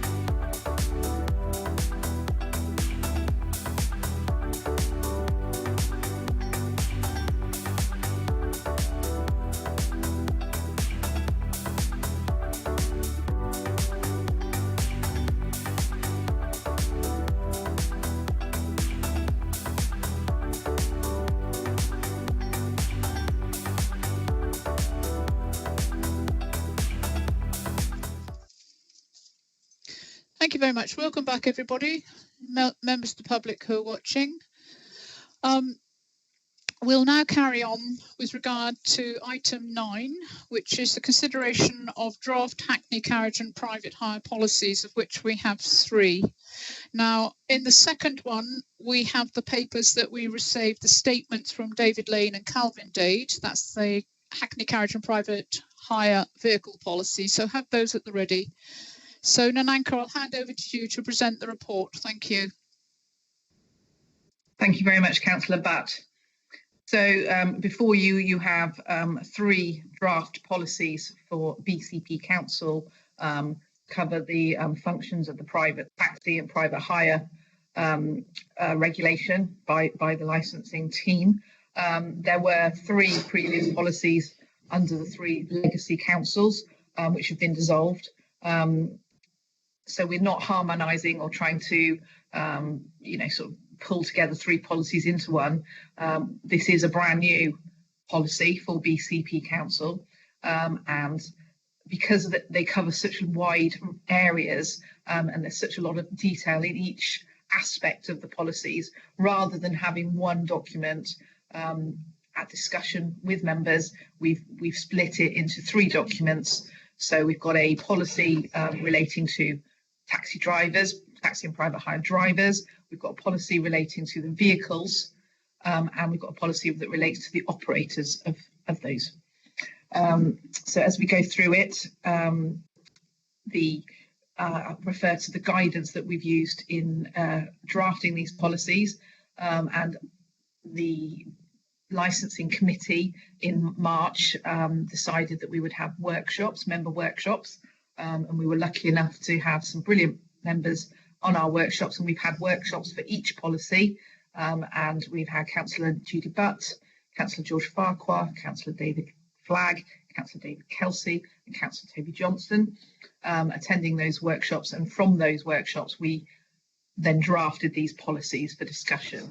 And we were also lucky enough to have trade workshops as well, so we have had trade and member input into the development of these draft policies. In July this year, as I say in my background paper at item number 2, the Department for Transport published new standards for statutory standards for taxi and private hire vehicle standards in July this year, and they set out best practice and what local authorities must have regard to when they are publishing and when they are creating these policies. So it's really good timing, because it enabled us to include those standards in the draft policies as we went through. So what I intend to propose is to go through each individual policy. I gave you a little summary of each policy in the background, and go through each policy section by section, and for discussion as members see fit to either amend, discuss, and change as we go. Each policy at the start, they've all got the same sort of introduction, start, reference to council policies and things. So we'd actually, what I would hope to do is, rather than go through that aspect for each one, we'll go through it in the first one, and that's a theme throughout the 3 policies. So I wouldn't see that we'd need to go through that for each policy, and then just go through each section, not paragraph by paragraph or word by word, but each section. And then if members have got queries, questions or points of clarification, we can go through it like that. Is that acceptable to committee? Yes, well, I'll ask that question. Thanks, Nananka. Thanks for putting the report forward. So to iterate that, I'll ask Nananka to take us through each of the following policies in turn, section by section. She's already kindly advised us. And then as we go through, I'll open up for questions and discussion, decision if required after each section. However, this isn't an opportunity to highlight any grammar, spelling and punctuation. We don't want to fall into that trap. If you spot something, fine, but if you can let Nananka know offline, otherwise we may be here a while, because these things do occur where we have a lot of grammatical errors. But the finished document will go out word perfect, I'm sure. So Nananka, if you'd like to take us through, thank you. So we will start, we're at page 167 of the Hackney Carriage and Private Hire Drivers Policy. Is everybody there? So we have purpose of statement, policy applied to, policy replaces approval process, links to BBC Council strategies, the policy, and then we're on to item 7, new driver applications. Nananka, I'm waiting for you to raise anything as we go through. I'll go through page by page. At 169, we move to fit and proper person test. Must also repeat what Nananka said, that these have gone through workshops with councillors going into the minutiae of detail with officers. Grateful thanks to all those members who worked so hard to make that possible. And I do believe we did a bit of grammar checking at the same time when they were done. So we are on to page 161. Sorry, 171. And moving on to renewal, section 9. And on to 10, safeguarding. 11, medicals. 12, data handling. And then on to the Equality Act 210 and medical exemptions. The working parties were extremely mindful to get this very tight and very accurate to have proper provision. Item 14, driver conduct requirements. There were quite a few changes here to up standards. And moving on to the dress code, the same. 15, driver licensing conditions. Councillor Burton, you have indicated to speak. Thank you. There's just one point on the dress code with the headwear. Something I was looking at last night because it talks about headwear. Councillor Burton, can we just go back to that so we've got the area that you're concerned with? Could you tell us it's point 14? It's 177 14.9. Okay, 14.9, which is headwear such as baseball caps is not permitted. Yes, thank you, Councillor Burton. It just came into mind that there's no exceptions for religious headwear or medical reasons for wearing headwear. It's a good point. Nananka? Well, the reference is to baseball caps, so it's more of the look of the headwear rather than the purpose of the headwear. So I didn't feel that, it wasn't really something that came up because it wasn't something that we really felt in this discussion. We're not stopping headwear, but certainly something like a baseball cap isn't particularly appropriate as a professional driver. But obviously, if someone has religious reasons and they have headwear that they wear, then that's a completely different matter. But it certainly can be clarified in there.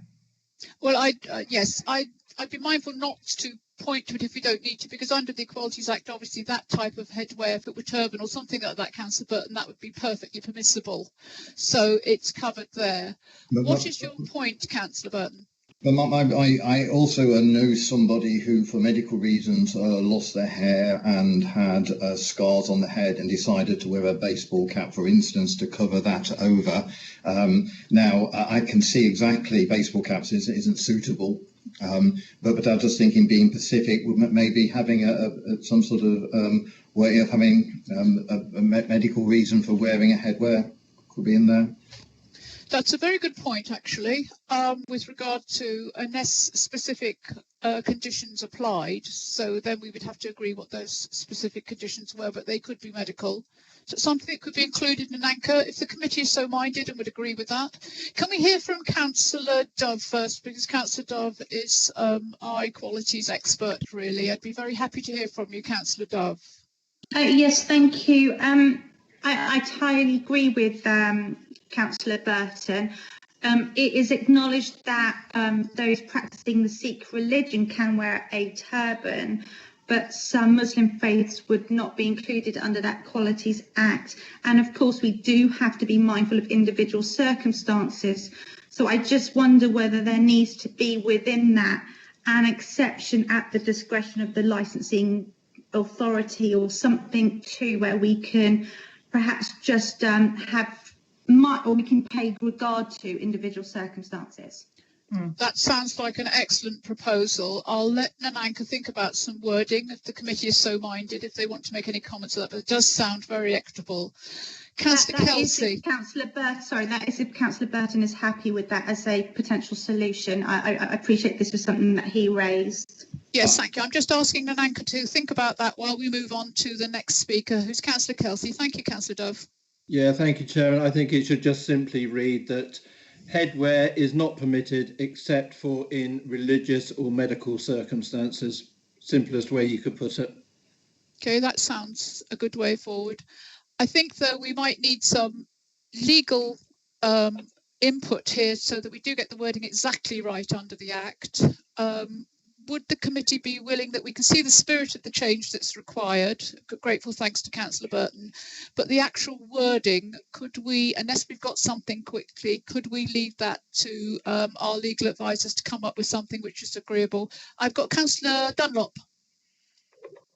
Yeah, just given that we're starting to run our papers by Sam Johnson from an equality and diversity perspective, I think Councillor Kelsey's solution could possibly be the right way to go. But I would suggest that we maybe run it by Sam because what I wasn't clear about at the start, in the first paper, we said it had been looked at by equality and diversity. Has this been by Sam to consider? Yes. So the ENA process is very is consultative and it's ongoing. So we're at the very beginning of the process with these documents. Sam, I have consulted with the performance team for the equality impact needs assessment for all of the policies, and he has had an input into that, and we have discussed all of this. He hasn't actually seen this document yet, and that will be part of the consultation period or the consultation process that will take place next. Okay, so actually I wanted to say how pleased I was to see in the first document that it had been via Sam and he had raised certain issues, and that's the first I've seen positive action in any policy, which is absolutely fantastic. So thanks for that. But yeah, I think maybe we just need to whiz it by Sam with the issues that have been raised and get him to correct the wording. Is everyone happy with that? That sounds like a very sensible proposal. I'll summarise at the end, Councillor Dunlop. Thank you very much for that input. So unless you wanted to, is there anything else you wanted to add? Councillor Dunlop? Say that again. Was there anything else you wanted to add before I go on to the next speaker? Grateful for your contributions. No, I think that was the dog, actually. He's just tearing up a toy. Oh, we did wonder. Right, okay. I've got to click the microphone back off. Okay, thank you, Councillor Dunlop. So I now have Councillor Farr. Thank you, Councillor Farr. Thank you, Chairman. With regards to the wearing of baseball caps or exclusion of wearing baseball caps, that seems to be reference to the appearance of people looking smart or not smart. It also mentions about wearing tracksuits, putting it into context. I would have thought as people catching a taxi, if there's someone wearing a flat cap, for instance, with someone who has lost their hair or they've got perhaps a birthmark or had some operation or something, I don't see why we should say that you can't wear a hat at all as long as it looks smart and not a scruffy appearance. Thank you. Thank you, Councillor Farr. Yes, I can see that you're in agreement there. It's just perhaps we wanted to avoid the impression that a baseball cap can bring, because certain elements sometimes can wear them with alacrity, and we didn't want to impose that on our taxi drivers. But I think the spirit of this is a very good suggestion from Councillor Burton, or proposal. We also have some advice from Councillor Dunlop that we wing this by Sam so that we can get the wording correctly. And we have a suggestion of wording from Councillor Kelsey, which I think is just to keep it very crisp, so that the discretion does lie with the authority. I have, just from Bobby. Okay, lovely. Thank you for that, Councillor Dove, in your agreement. Are we happy with that? That we do have some wording here, but based on what Councillor Kelsey's put forward, but we asked Sam just to check that it is legally sound. If anybody's not happy with that, please indicate. Thank you very much. Thank you very much, Councillor Burton, and thank you for your contributions, members. So if we move on then, to page 178, and we have driver licence conditions. We've how to use this policy 16. So 179 is moving on to enforcement and sanctions. Complaints, disciplinary and delegations to officers. I know this went through quite a tight consideration here. We move on to the appendices. Appendix A. And that is page 190, I think. I've got a double overscoring on mine. We move on to the guidance to obtain the correct documents as above, which I know the workshops who worked on this were very, very finite in this application to make sure that people were clearly who they said they were in an effort to protect the public from harm under our licensing objectives. So going on then, we have all those points in there. So the level 2 certificate, again, a requirement. And going on to our DBS online application instructions, they've been simplified. A lot of our drivers are not of origin directly from this country and do have some language difficulties. So this is to simplify it so that it's understood at source. So we come to the end of that one, and then the application process. Oh, we've got one amendment on this, which says new licensed drivers application, Bournemouth zone. So that's in red, amend to BCP. I take it everybody's happy with that. And on to stage 2, which is page 187. The knowledge test.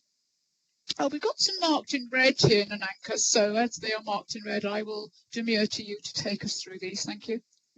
Yes, it was just for clarity. At the moment there are 3 different knowledge tests being run. So obviously, when under the new policy, it will be one knowledge test, and feedback from the trade, particularly.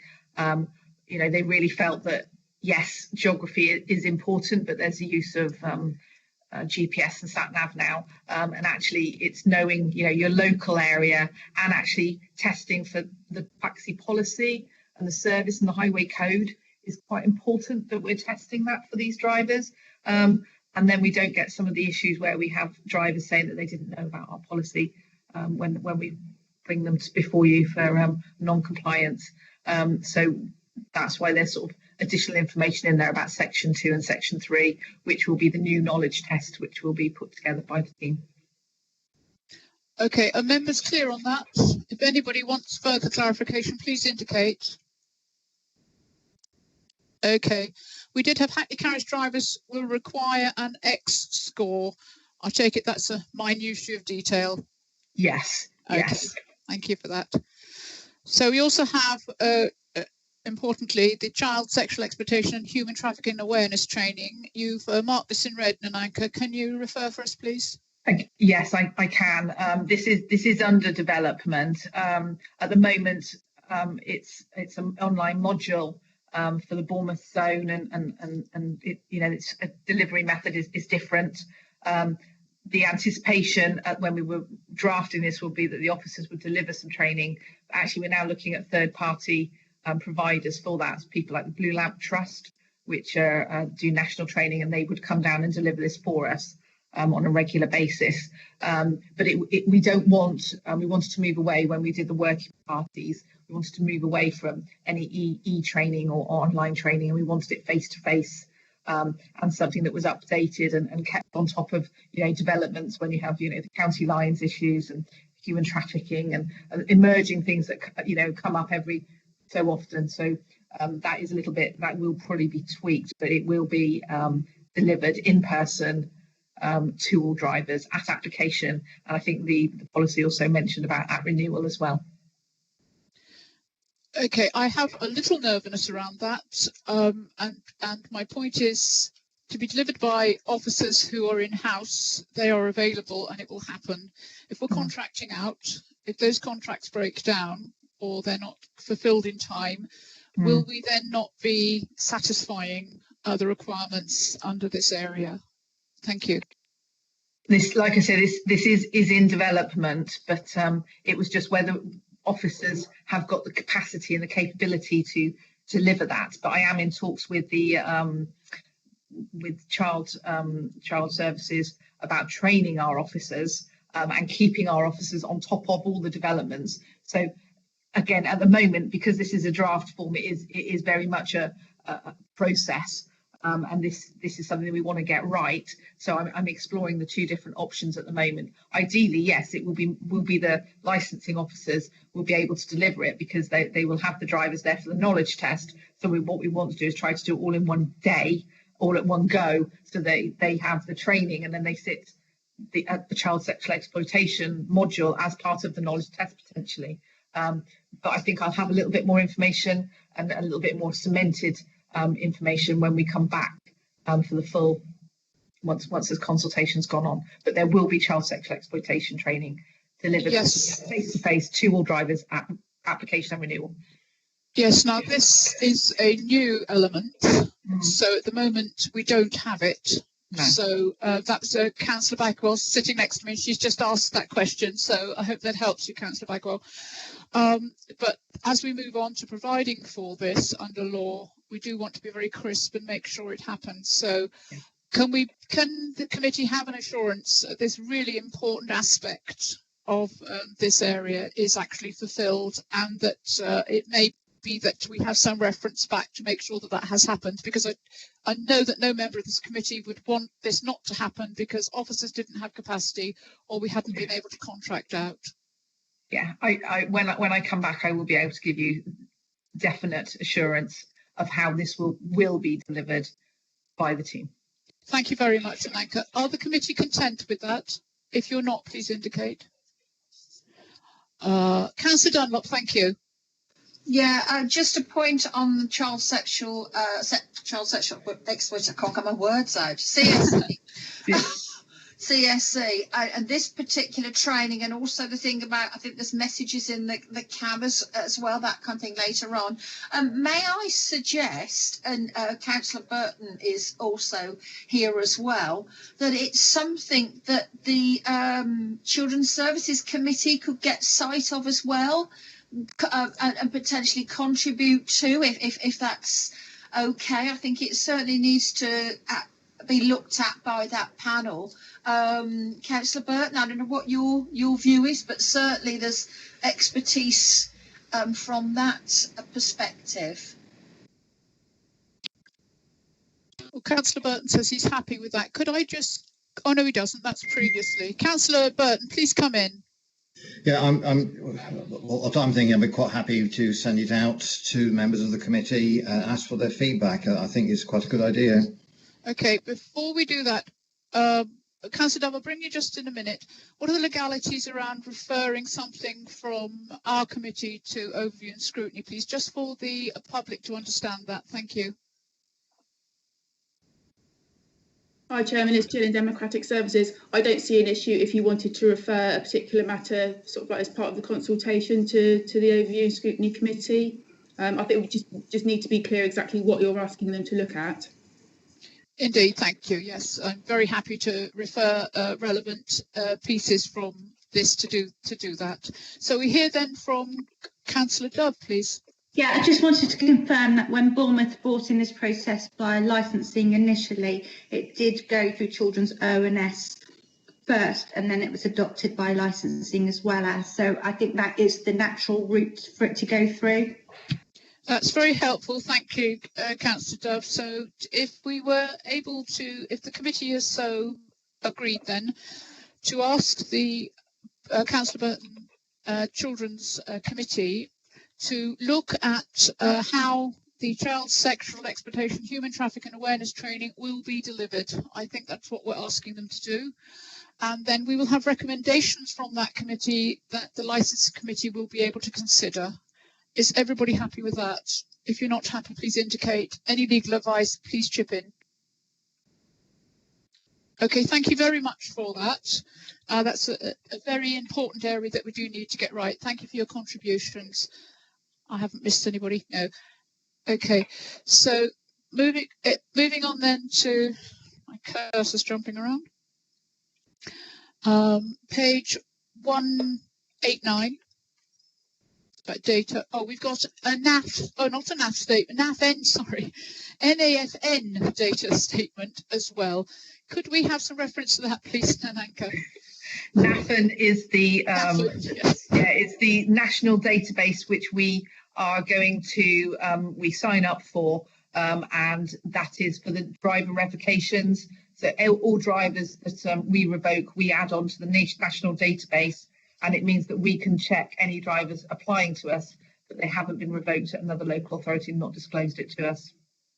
And it's very specific, and there's a specific data statement that has to be added. So it's just that's got to be put in there. So that's a rigid freeform narrative that we can add in there? Yes. Okay. Thank you very much. Actually, that was a bit of an oxymoron, wasn't it? Rigid freeform. But anyway, you understand what I mean. Thank you. Yes. So on to Appendix B then. We have some small links here in red. Got the conduct of driver. The driver must dress in accordance with BCP Council Licensed Driver Dress Code, link to policy section 14. That's just for reference to be added. Yeah, it's just so that it links back into the policy so that people can toggle between the two. They can reference back, so they've got full information, full disclosure. Yeah. Same in section B, or number B, item B. Thank you, Councillor Dove. Did you want to come back in? Sorry, I'm no good for this technology. It takes me ages of fingers and thumbs this morning. I'm sorry, I know we've just moved on to Appendix B. I was just looking through my notes before we moved on. You know, in the application form process, a little bit of an anomaly came up yesterday's when I was looking through it. It says to make a record of cautions, convictions, etc., and the applicant skipped over that and gone straight into the next section of the application form. And I wondered if we could put a one-liner in there. Have you ever received yes, oblique, no, and then they fill in the particulars. I think the question is, please give details of. So if they have to answer a yes or a no question, they've therefore obviously lied about that if that's been incorrect. The other thing was at the end, I didn't know if it was worth putting in a statement, that a declaration that they signed to, because the point is, if they are receiving money for pecuniary advantage as a result of misleading and deceiving, then that is offences under the Theft Act, and it's obtaining pecuniary advantage through deception. And that is obviously a criminal offence. And I didn't know whether that statement, that declaration that they have to be made aware of and sign would also give us a little bit more leverage and expresses the importance of how seriously we view these matters. They're very good points. Could we have some clarification of them, just so that we have them in front of us? Because one point was well made, the other was a little wider, but I certainly think they should be included in some way, shape or form. Nananka? Yes, so the application that was heard yesterday and the form that was presented is the old Christchurch driver application form. The proposal under the new system will be that all drivers will apply via the BCP Council website and the CRM Dynamics system, which actually is an automatic system, and you can't actually move forward with your application unless you upload the right document and you answer yes or no. So hopefully, Councillor Dove, that will resolve that aspect of it. And I will have to double check, 'cause it's a while since I actually had a look at it. But when we were developing that, I I'm almost positive, but again, I will check, that we do have that sort of statement at the very end, so that before they move on, you know, this, you're ticking, this declaration is that you have answered every question in full honesty and acknowledgement, and failure to disclose anything in this application is taken as a falsehood, and your application can be, you know, thrown away. Yeah, I mean, I think the fact is there is a criminal offence there, and they need to be understood that any deception will be the offence of obtaining pecuniary advantage through deception. And they can understand that they can be prosecuted for that. Yeah, we can add something in there to the end of it. It's not a form per se, because it's an online platform. It's questions as they go through. So I don't know if I can just print off all of the questions, but I'll go back to the IT people and get what I can from that, and I can provide that at the next meeting. All right, thank you. That was it, Chair. Thank you. Thank you very much for raising that really important point, Councillor Dove. Obviously, we've got some historic error there with a preceding borough that obviously had different policies to our own. So we have an agreement then that Nananka will check and confirm back to committee. Will that be at the next meeting, or will we have that? It will be at the next meeting. We need to get the wording correct so that we are keeping the public safe. So with that in mind then, are we happy to move on to the next point? Okay, I'm not seeing anybody indicating. The next point is we could look further at the application form to clarify declaration. Yeah. So is everybody content with that? If you're not, please indicate. Thank you. Thank you for that, raising that, Councillor Dove. So then we'll go back to where I think I was, which is going through the medical conditions, which is 7.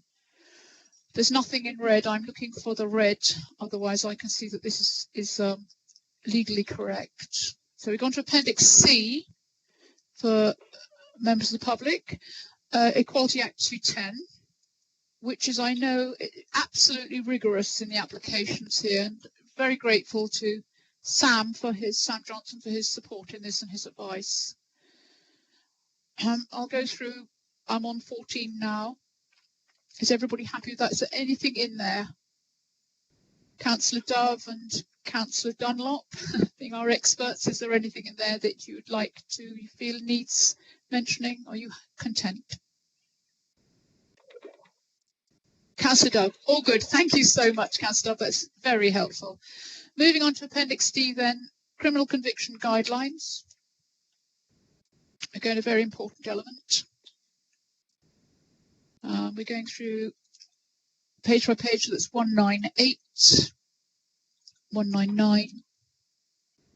On to general policy, rehabilitation periods, etc. And we go to page 202. This is quite long because it's a very important area, and obviously for keeping the public safe from harm, as I said before.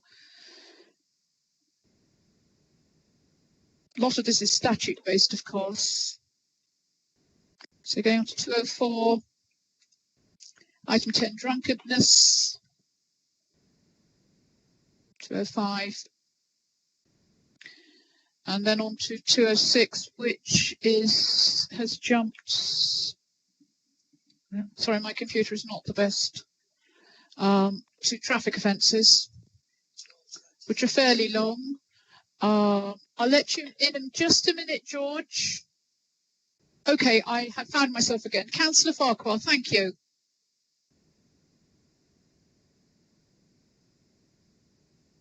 Are you with us, Councillor Farquhar? You indicated to speak. Thank you, Chair. It's just with the reference to a sub-license hearing that we had yesterday, is that one of the things which came up, and if I can refer you back to 4.7 on page 202. I'm sorry, Councillor Farquhar, we've dealt with that. Where are you taking us back to the issue that we've just dealt with and voted on, or agreed on? Well, that's the reason I put my RTS in, because it just occurs to me when we were going through it, is that there was some degree of confusion from the applicant as regards the licensing authority views a caution in the same way as a conviction. And I just wondered if there might be something in 4.7 whereby that is made clear, because it wouldn't be the first sub-licensing hearing that I've come across that same misunderstanding by the applicant.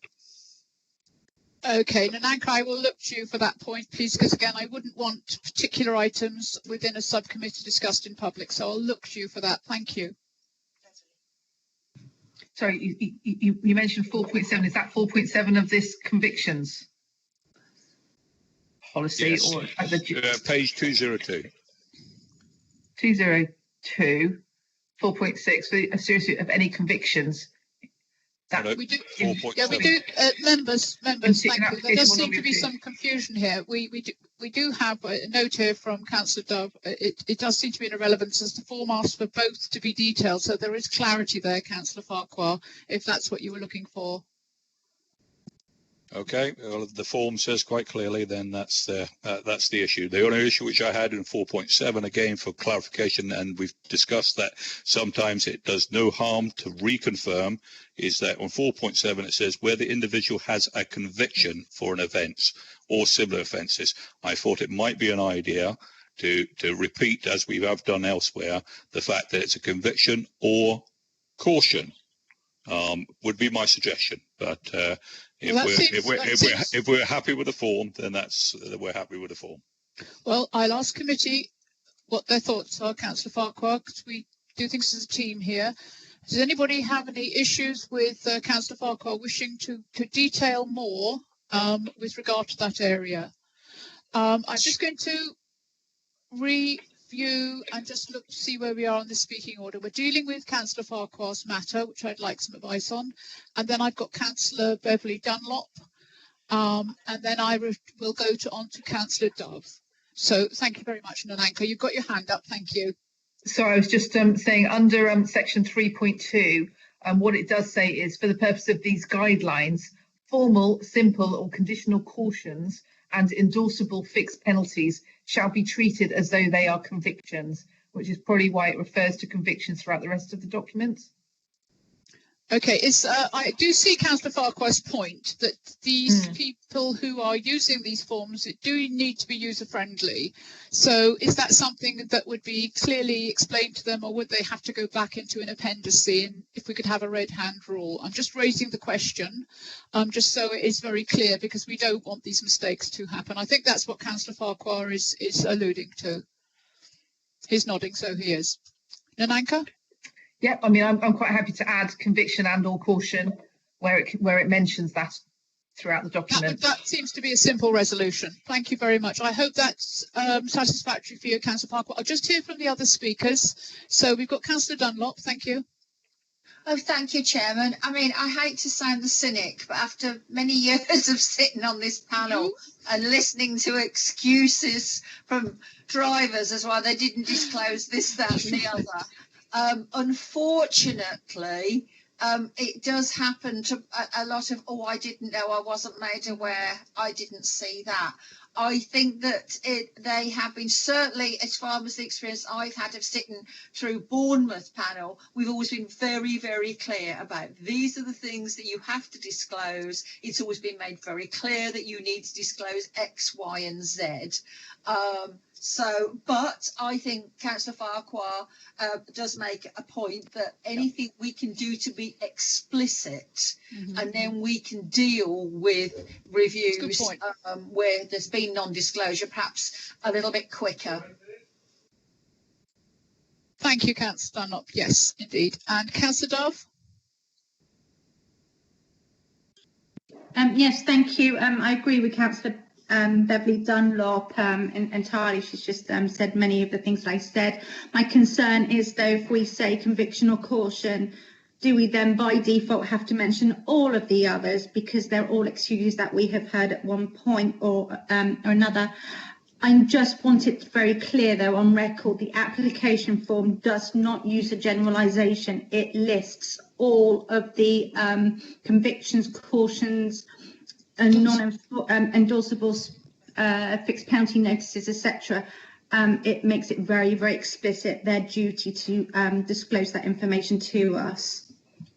Yes, thank you, Councillor. You're completely right, and it is in colour and printed in bold, and so I think it is quite clear. But again, if we do have the opportunity for more clarity and it doesn't clash with the meaning or spirit of what we're trying to put across, then I think that Councillor Farquhar is making a good point, but that's my personal opinion. I will be guided by committee. Little point here from Linda Cole, thank you, who says that she believes it's a good point to add and or caution. So with that legal advice, are committee content that we do put that in? If you're not content, then please indicate. Oh, we're just waiting for Councillor Dunlop. It may be that she has something to add. No, leaned on the keyboard. Well done, Councillor Dunlop. Okay, thank you very much, Councillor Dove, for your agreement and with your expertise with regard to this area. Very, very grateful. So I have everybody in agreement with that point. So we can mark that up as agreed. And add that, please, to the document. Now, I'm just going to find myself again. What page were we at? Chairman, I'm so sorry to interrupt. Could I just clarify, is that at 4.7 or do you want that reference throughout the document? Thanks. I believe it's just at 4.7. I believe that's what Councillor Farquhar asked for. Okay, that's fine. Thank you very much. Yeah, and that's also what Linda Cole has advised us of. Okay, so we're just going back. Could I ask members, with respect, that I know it's very complex and we're doing an awful lot today, but it's not helpful if we have to go back when we have come to the conclusion on an item. So if you can just really tune in for us. Obviously, I always will go back, but it's just rather confusing as to the running of the meeting. Thank you. Okay, so we're on page 209. We're on to licensing breaches with regard to receive cautions. And page 210. I'm looking for red handles here. And I believe that's the end of that appendice for the Hackney Carriage and Private Hire Drivers Policy. There are differences. The next one is the Vehicle Policy. So members, is there anything over and above that which we've agreed that you'd like to bring to my attention? I'm just waiting for a note from Linda Cole. It may be that it's not that she's left us. Linda, please, thank you. Sorry, it's actually just going back to Ms. Hollyoak's comment. And going back, I apologise for that. I was looking specifically at 4.7, but if you look at 4.6, I think actually, I think it would be worth having the same taken of any convictions or cautions involving dishonesty. So my advice would be to amend 4.6 and 4.7 to include and/or convictions or just cautions.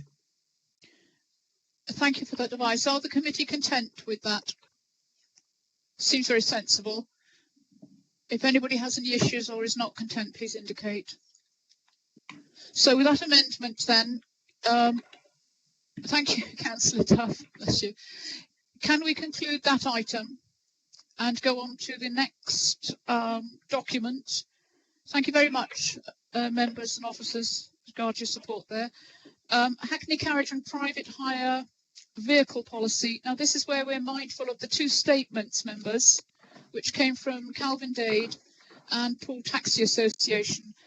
What I'll do for clarity is I will read these, they're short. Is everybody happy I do that? Thank you.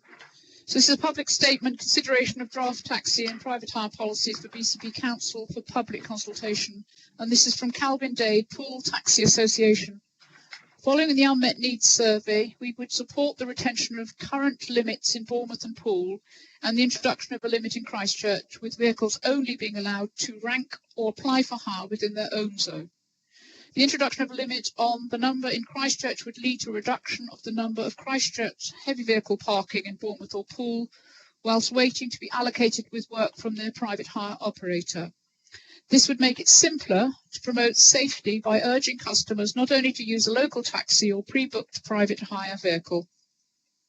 And we have a statement from David Lane, again, Pool Taxi Association, on On behalf of our association, he'd like to commend the outcome of the work of the licensing manager, congratulations, who has produced a set of policies which are fair, up-to-date and fit for purpose. However, with regard to the vehicle CCTV, we believe that, in the absence of any financial support from the Council towards installation costs, this should be optional and not a requirement. The use of any other technology to record video or audio within the vehicle must be prohibited. With the police more frequently seeking relevant dashcam footage, they should be allowed for out-of-vehicle recording only. So those points I know are due to be discussed. So is everybody happy with that? So we need to bear those in mind as we go through. So we're now on to Hackney Carriage and Private Hire Vehicle Policy, and we're at Appendice 2. I hope everybody else is there. And we are at page 213. So going on to Index, which I must say is very red hand rule and clearly able to get to where you need to be.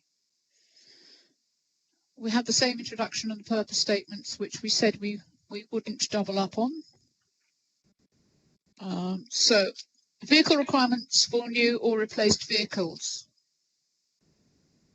Again, I'll stop at any red indicators, but if there's anything members want to raise, please just stop me. I'm looking at my window and Julie's also assisting me as my vice chair. On to I think it's 249. I've got an overprint, so it's difficult to see, forgive me. So 9 vehicle emissions. We have a yellow highlighted, which is 9.5. All vehicles licensed by BBC Council will meet the Euro 6 emission standard by 31st December 2003. No vehicle licenses at renewal will be issued for vehicles which fail to meet the standard after this date. Nananka, can I refer to you, please? Yes, so we're introducing a new vehicle standard for the emissions, and we felt when we were discussing it with members and the trade that we've got to give people enough time to buy alternative vehicles if they don't meet this standard. So we wouldn't relicense a vehicle after that date if it doesn't meet the standards. So that will remove the older vehicles from the fleet, and by giving them sort of 3 years to do that, we felt that was fair for the trade, because there are, people have got vehicles that may not meet that standard at the moment. Thank you, Nananka. Is everybody clear on that point? And they happy that that be included and is fair? If you're not, please indicate. Thank you. I'll move on then. Thank you, Nananka. So item 10, applications for new or replacement vehicles. 11, renewal of license. Page, I can't see what page we're at actually. We just have to go on the numbers. I do apologise. 12, criminal records. And then on to the very point that raised by Pool Taxi Association, which is 13, CCTV and other electronic equipment. So Nananka, I know you've been busy preparing for this item, so I will hand to you. Thank you for your reference. Yes, thank you.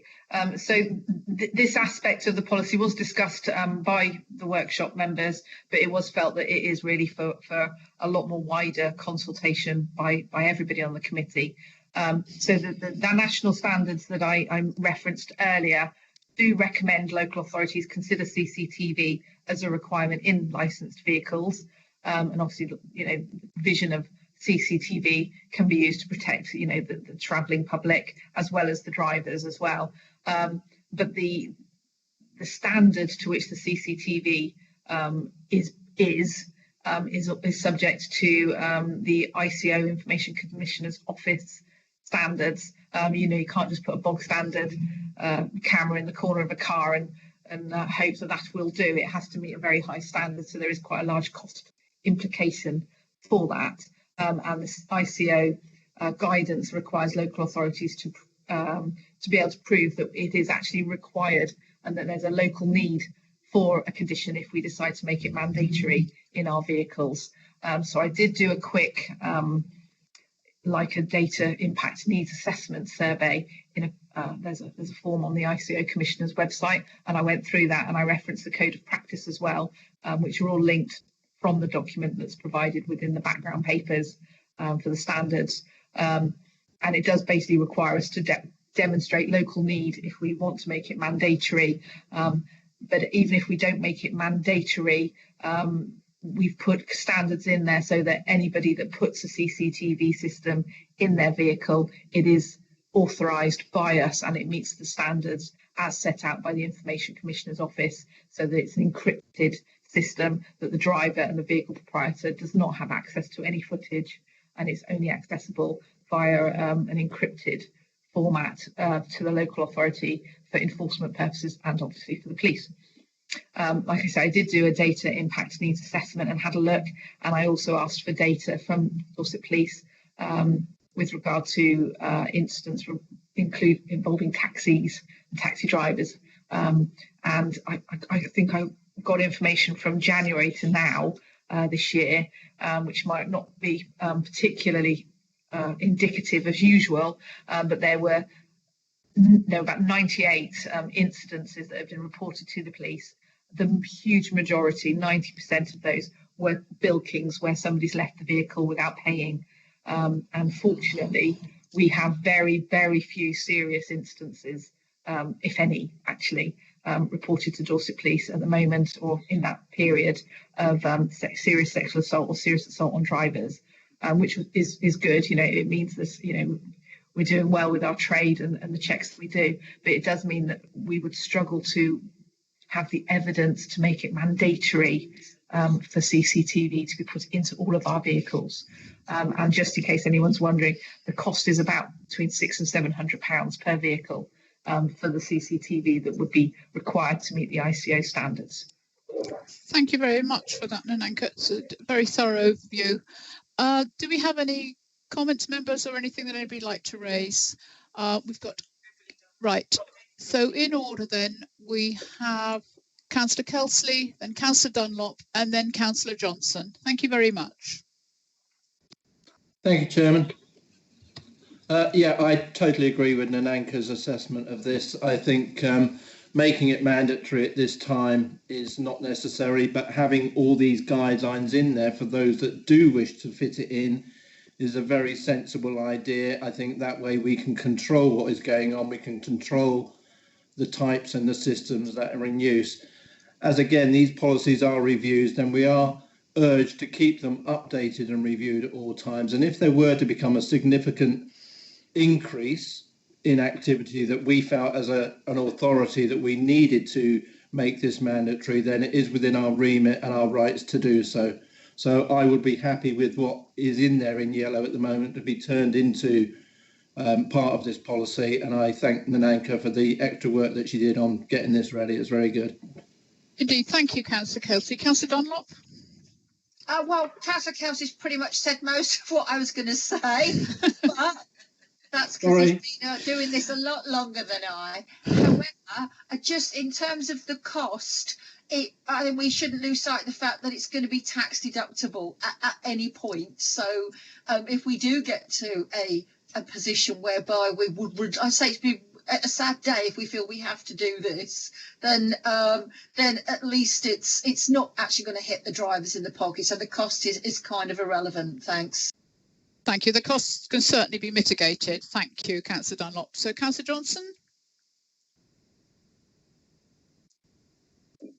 Thank you, Chair. Can you hear me? My mute has been a little slow. We can hear you. We can hear you. Thank you. Yes, no, again, like Councillor Dunlop, a lot of it was said by Councillor Kelsey, but I think that as part of the working group, we all felt that mandatory CCTV would be the end game, is what we all would want. But at this time, we're not backed up by the data. We're not backed up by a local need. And obviously the trade at this moment, because of that, are not receptive to spending a great deal of money, even if it could be mitigated over time, on putting them in a mandatory way. But I think that Nananka's covered it very well in this draft policy, in that any car that wishes to put it in must come to us. It must be approved by us, so as we can ensure that there are none who have just shoved the camera in the corner and the people, the passengers, aren't aware. So I'd agree with the Councillor Kelsey that this is excellent. So thank you, Chair. Thank you very much, Councillor Johnson. We've actually lost Councillor Kelsey, and I don't think that we should have lost him because he'd raised this point and will want reference back to it. Can we contact him, please? Yeah, it's Chilean Democratic Services. We'll try and get him back. Okay. Thank you, Councillor Flagg, for your agreement with Councillor Kelsey's thoughts and everybody's thoughts. Welcome back, Councillor Kelsey. So, in summary, then, we hear from Nananka in her report that there has to be an evidence of local need, and we've not been able to prove that. And if local need, then it's mandatory. But if there is not local need and people do want to do it, which obviously we have to have some oversight of that, they must be authorised by the Information Commission Office, I believe it was called, Commissioner's Office, and this licensing authority. So that would ensure to put those checks and balances in place.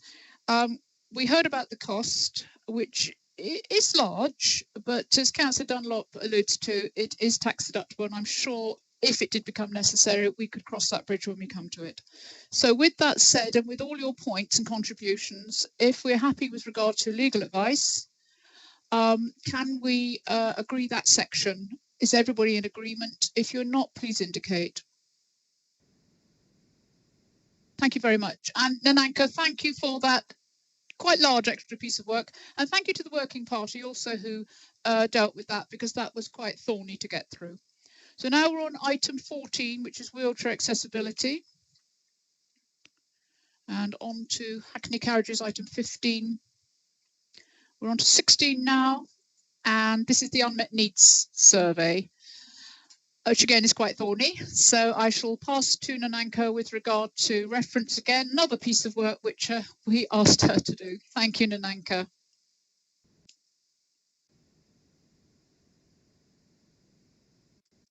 Nananka, we can't hear you. You're muted. Start again. Okay. Thank you. Yeah. So this only relates to Hackney carriage vehicles, and the legislation allows for local authorities to restrict the numbers if there is no local unmet need. And the guidance says that if you do restrict numbers, you must undertake an unmet needs survey every 3 years. That's the guidance.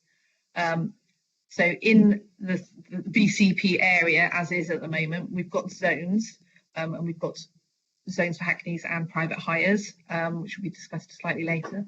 But for the Hackneys, as I've mentioned in here, Bournemouth and Poole both put a restrictive quantity on the number of Hackney carriage licences that they would permit. So in Bournemouth, there are 249 licences for Hackney carriage vehicles, and in Poole at the moment, there's 89.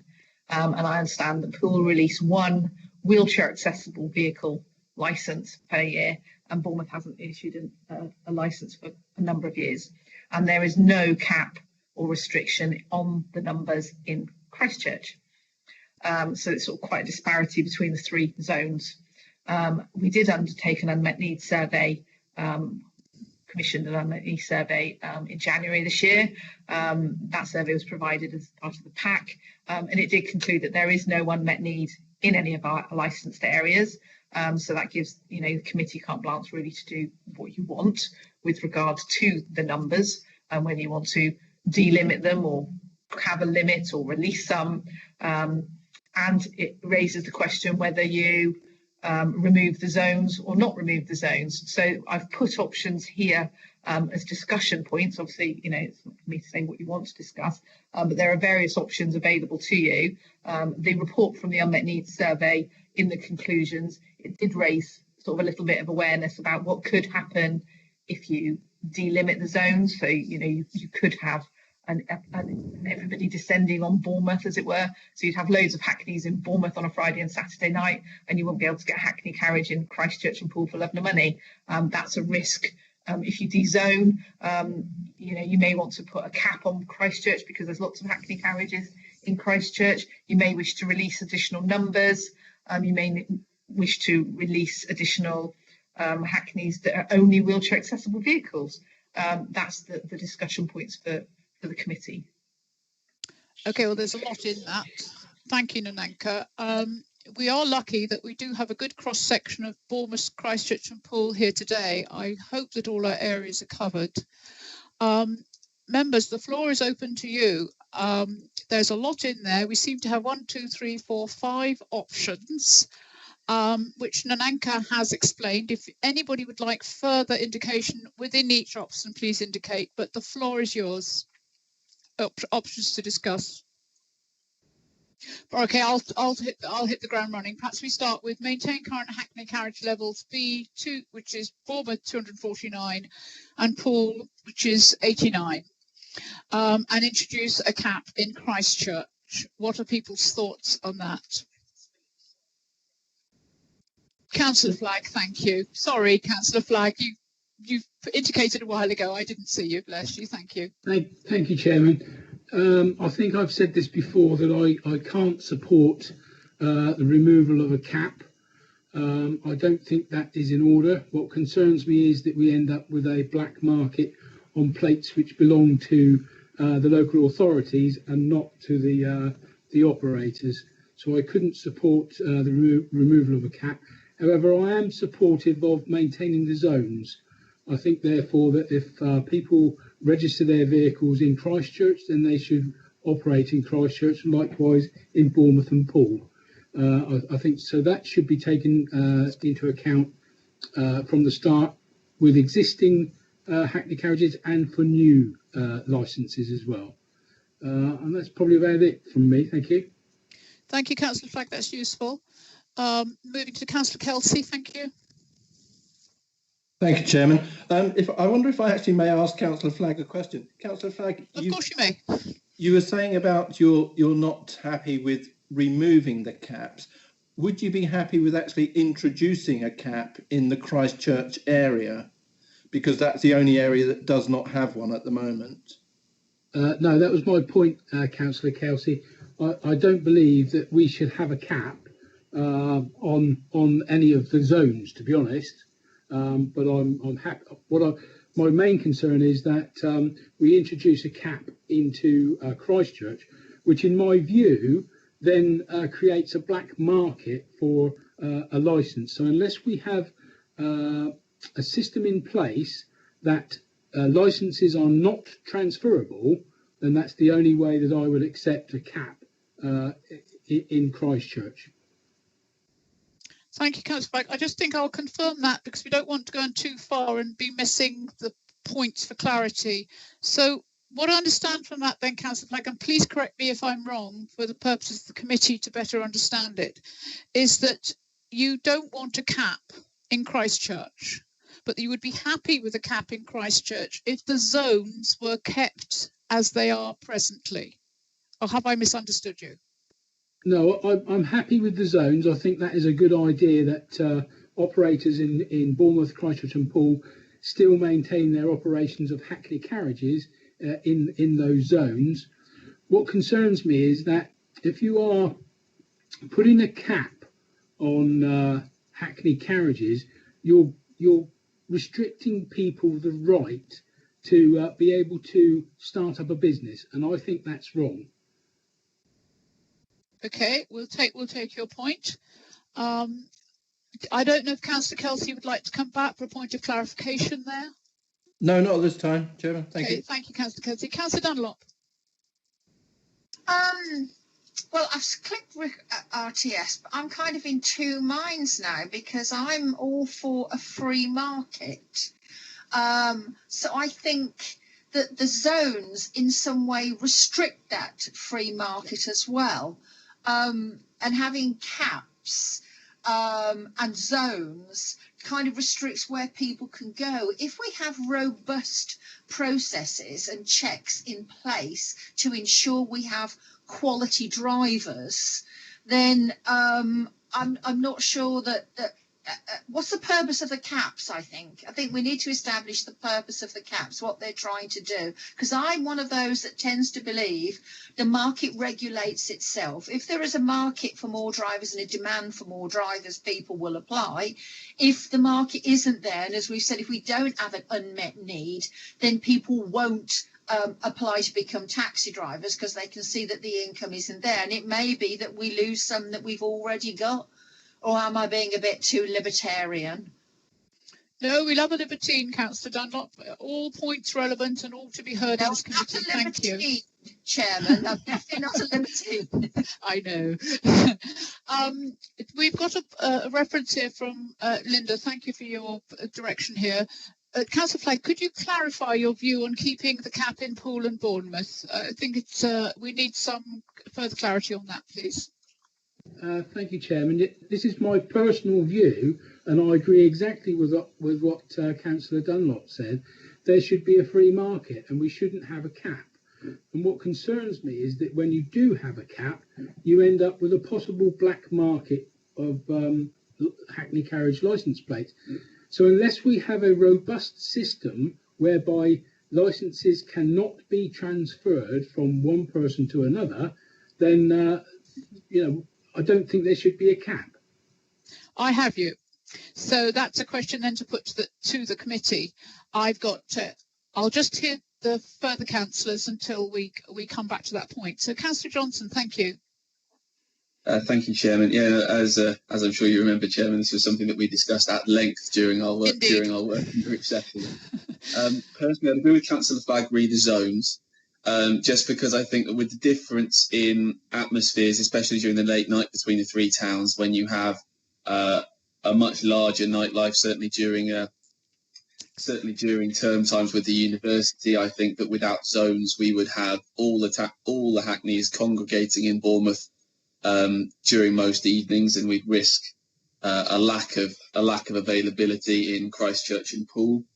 I think that the cap is something that I would agree in principle with Councillor Flagg and Councillor Dunlop in that no cap would be preferable. However, one thing I expressed concern about during the working groups was that an immediate lift of the cap could result in, even if it's a short term, a massive influx in applications and therefore taxis on the ranks. And anyone who knows Bournemouth Station will know that at times that is already overflowing, and I would be concerned that an immediate influx would create a huge strain on the taxi rank infrastructure that we have.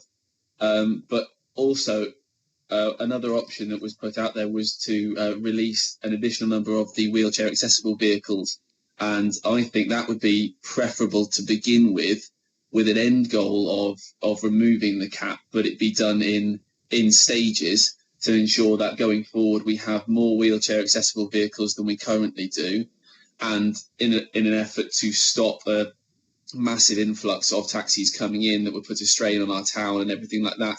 Because if the cap is raised gradually, it may get to a point where where the cap is not fulfilled. And at that point, we can look and say, okay, we can now remove the cap. Anyone who wants to come in can do so, but the business is self-regulated to a point where we have all the Hackney carriages that the business and the demand on the taxi trade would support. So I would look at maybe doing it in stages, starting off with just wheelchair accessible vehicles. But I'd be interested to hear everybody else's thoughts. Thank you, Chairman. Thank you, Councillor Johnson. It's an excellent suggestion. Councillor Dove. Yes, thank you. I completely and utterly support the idea and the principles behind the zones. I think that's deeply important. I think we are well aware where the busy markets are, and I'm therefore slightly fearful and concerned that there may be some residents left vulnerable, not able to find their way homes late on a Friday, Saturday night from the external parts of our conurbation, because they're all in Bournemouth, because that's where the easy pickings are. Regards to caps, I absolutely understand where this is coming from. I do support the principle of it, but I think Councillor Johnson raised all of the points that I wanted to make, so thank you for that, Councillor Johnson, and in particular those about the wheelchair accessible and taxis.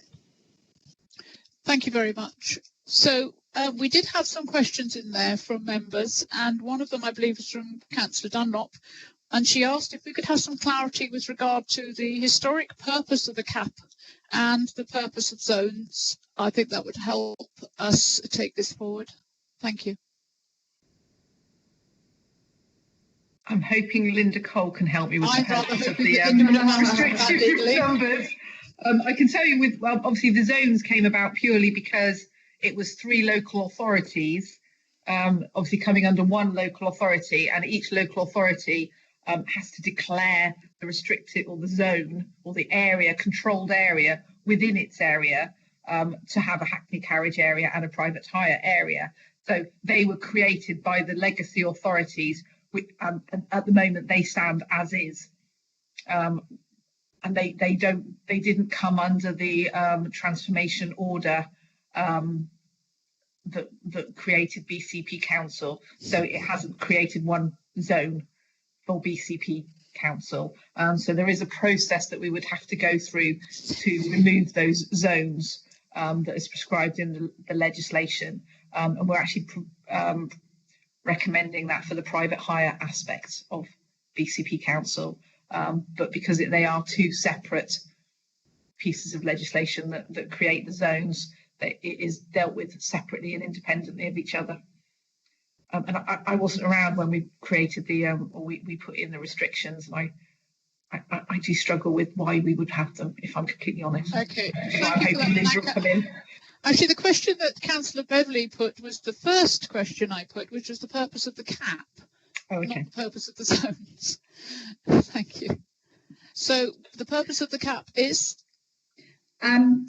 I don't know what the purpose of the CAP was. I mean, they were introduced in Bournemouth a long time ago, and I'm sure the same in Poole. I mean, it was a case that it was allowed. They could put a cap on if they in the area that they were responsible for. So as they had made their controlled zone, each individual borough, some decided to have a cap, others didn't.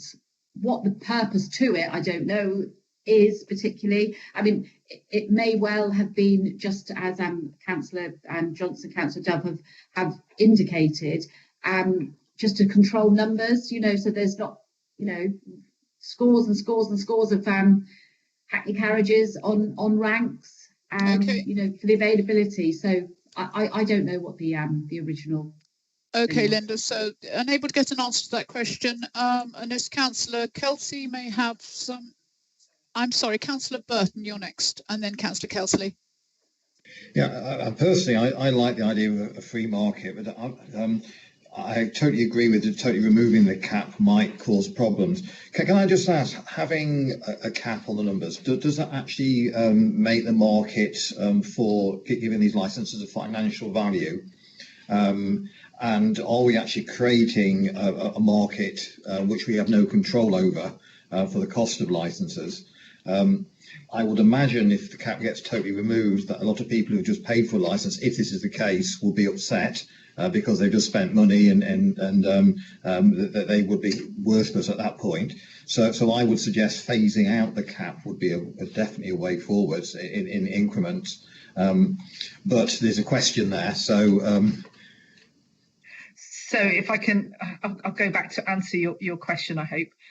With regard to the cap, I just had a quick look online. So the cap basically effectively refuses any new applications for a hackney carriage vehicle licence in the area. So if somebody wants to apply to Bournemouth, and we've already got 249 licences issued, we're basically refusing them a new licence, and their only recourse is to appeal to the Magistrates' Court to say that we haven't done an unmet needs survey, which we have. The licenses can be, so the cost of the licence from the local authority does not change just because we've got a cap. It's all on a cost recovery basis. So the licence issued, the hackney carriage vehicle licence issued by BCP Council is the licence issued by BCP Council. But what happens is, because there's only 249 in circulation, those licences are transferred between licence holders or people that want to hold a hackney carriage licence. And that is a legal process that they are allowed to do. And again, the cost, there's no cost implication per se, apart from cost recovery for the council to produce that new licence. But what happens is, obviously, the licence holders between themselves do deals. So Bournemouth, I'm aware Bournemouth Borough, previously Bournemouth Borough Council and Bournemouth Zone Hackney Carriage vehicle licences change hands for upwards of £70,000, whereas pool licences attract around £25,000 last time I was made aware. And Christchurch, because there's no cost to them, you can just go to the council and pay for one. There's no market for it, so they don't have an additional cost or intrinsic cost. So that's the risk I think local authorities run when they do introduce the zone or the restrictive policy and the restriction of the numbers. But we've got it now, and we've got to kind of deal with it. Thank you very much for that, Nananka. Could I ask now to hear from Councillor Kelsey? Thank you, Chairman. Nananka stole my thunder a bit there. Oh, Basically, Councillor Burton is right. The sole purpose of the cap was because back in the good old days, the trade within Bournemouth and Poole complained that their taxi licences weren't of any value if we just keep letting anyone take them. And that's why, or part of the reason why cap was put on. In Bournemouth, we did release further licences several years ago, but the point of that was that they could only be for wheelchair accessible vehicles. I think off the top of my head, we released an extra 50 plates, but they had to be wheelchair accessible vehicles. And that was quite a few years ago now. As Nananka quite rightly says, these licenses, these plate licenses, are actually good for a pension fund. And that is exactly what some of these drivers treat them as. They treat them as they're an investment and a pension fund for them. So if we remove that cap, we will actually remove the value of those licences. And as Councillor Flagg said earlier, technically they belong to us as an authority. They shouldn't be used as a way of people making money. To me, that seems a bit out of order. If we have them in place, we should be encouraging people to start their own businesses. And if somebody wants to set up as a taxi driver, I do not see that we as an authority have the right to stop them. You couldn't stop me opening a butcher's shop down the road just because Tesco sells meat. So I don't see why we are working as an authority that prevents people opening businesses, and I think the caps should be removed on all of them. I would fully endorse keeping the zones. I think that is quite good, although even the zones sometimes have their doubts, because I can catch a taxi in Poole, go to Christchurch. That taxi then has to return empty because he's not allowed to pick anyone up in Christchurch unless he operates as a private hire driver. So we are somewhat restricting trade in some questions here. That's extremely helpful, Dave. Councillor Kelsey, thank you very much for that. I know you certainly have a huge knowledge in that area, and I'm extremely grateful for you sharing it with us today. I've now got Councillor Dunlop. Well, on the nose, Councillor Kelsey, once again, he's gone straight in there and done. He's absolutely right. It's a protective practice. It's protecting an industry. It's providing a pension that nobody else in any other business can enjoy without having made a contribution. We want a free market. We want people to start businesses, and everything that Councillor Kelsey said. Thank you very much for that. I'm just looking to see if anybody else wants to speak, and if there are any further comments from Nananka or legal. I see Councillor Dove is just indicating, so I'll just wait for that to come through. And Councillor Farquhar. Oh, Councillor Farquhar, hear from you first. Thank you very much. Thank you, Chair. It's a very complex one, and I think I would just like I take on board entirely Councillor Kelsey's point, whereby a Hackney carriage can travel from Poole to Christchurch, but then can't pick up a return fare.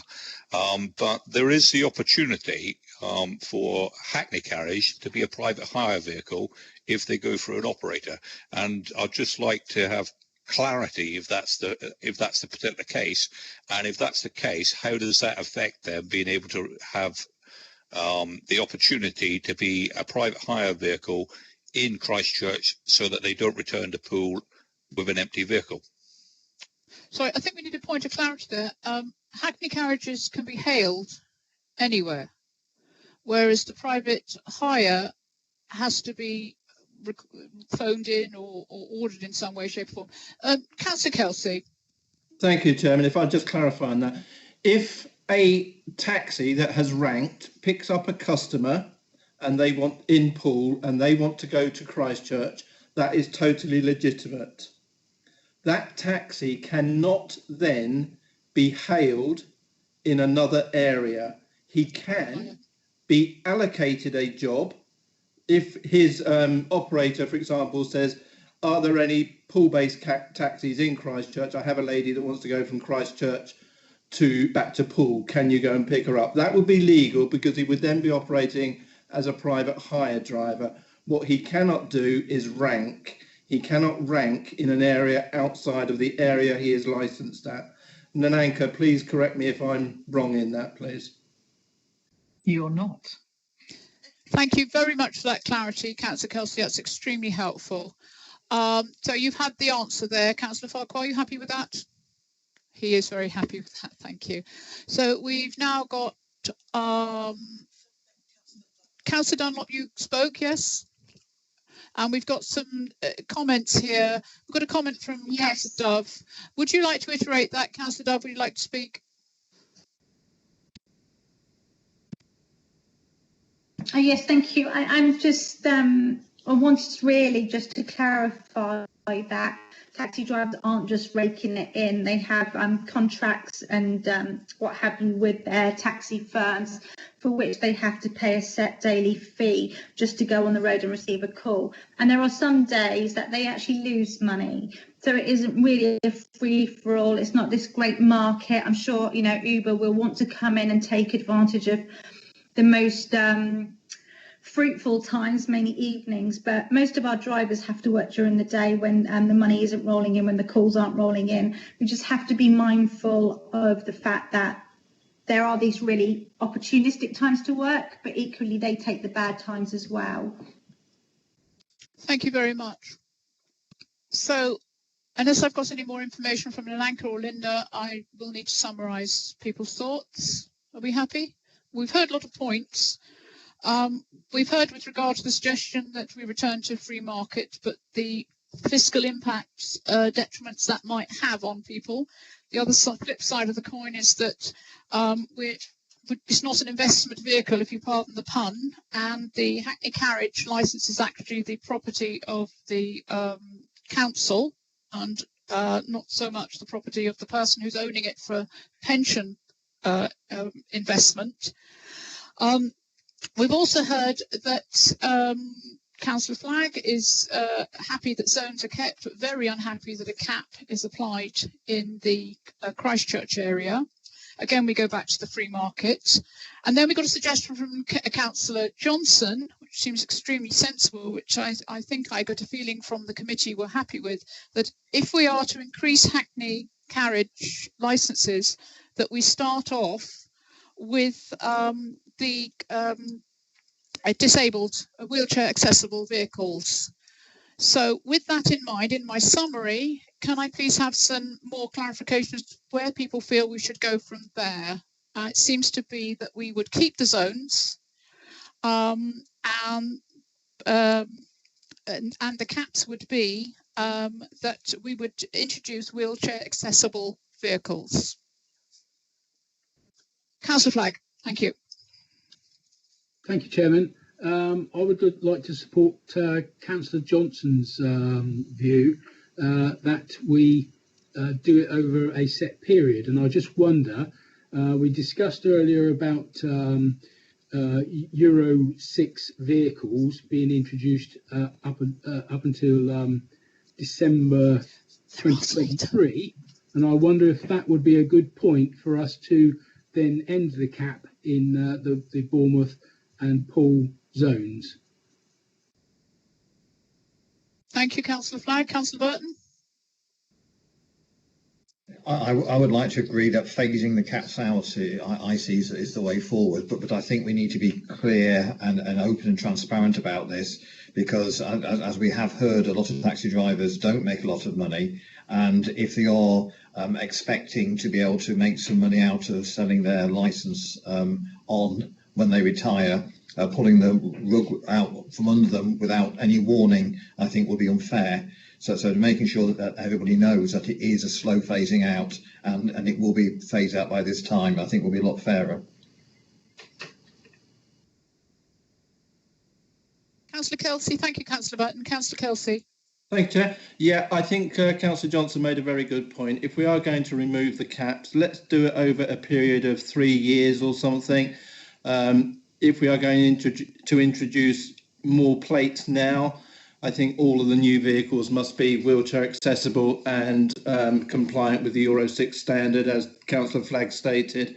But I think removing the cap would be a good idea. It does open up for free business and free competition for everybody concerned.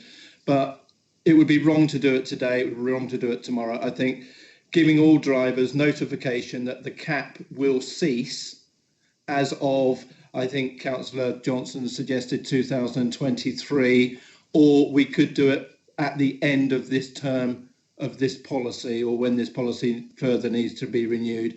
It would be interesting to get an anchor's view on that, but I think that is something we should be doing. Remove the cap and introduce any new vehicles at the moment must be WAV accessible. Thank you, Councillor Kelsey. We have a question from Councillor Bagwell. I think it does dovetail quite nicely into that, because obviously the question is, what do the Taxi Drivers Association say? And that would definitely be a consultation process that we would need to undertake. So I think that would be answered then. Thank you for your question, Councillor Bagwell. Nananka, would you like to? I'll bring you in. Oh, David, Councillor Kelsey, did you want to come back for supplementary? Yeah, if I may, Chairman, I totally agree with what Councillor Bagwell says there, and the whole idea of this policy is that we'll go out to consultation and the taxi trade will then have their opportunity to make their comments. Yes, thank you, Dave. Just to be absolutely clear in that. Thank you very much. Thank you, Councillor Bagwell, for raising that. Yeah. Oh, lost my screen. The unmet needs survey also costs us, this is from, I'm just reading out, the unmet needs survey costs us 25,000 per time, which would be due in 3 years. So there's cost to the council. But clearly, if that cost needs to be insured, because that's the right thing to do, then that cost would need to be insured and budgeted for, I believe. Obviously, if members have other points to raise, please do. Linda, her discussion point, does keeping cabs not encourage WAV vehicles? So that's wheelchair accessible vehicles. People's thoughts? Councillor Kelsey.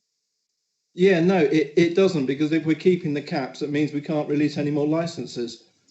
All it does is means we're stuck with the same old vehicles that we have already, and there's nobody that is actually needed to increase and make their vehicles better. Removing the cap to only allow WAV vehicles would be the way to go forward. Yes, I would agree on that. And I think that's a point actually which has come across from all members, that seems to be very equitable. It's a start to opening that market out without fiscal loss to our taxi drivers, but something I think that needs to be faced, because we all have to come together in BCP and be singing from the same hymn sheet and providing the same service. So what I have in front of me from members, Councillor Kelsey? Sorry to keep coming back, Chairman. My brain works in short phases. No worries. Yes, please tell us. Not a problem. May it be that we introduce a number of new vehicle licenses each year up until 2023? Just for example, an extra 15 vehicles in each zone, it being both Bournemouth and Poole, whereas Christchurch is at the moment unlimited, so that would stay as it is. But of those 15, they have to be WAV vehicles. Again, an excellent suggestion. I can't see that makes absolute sense.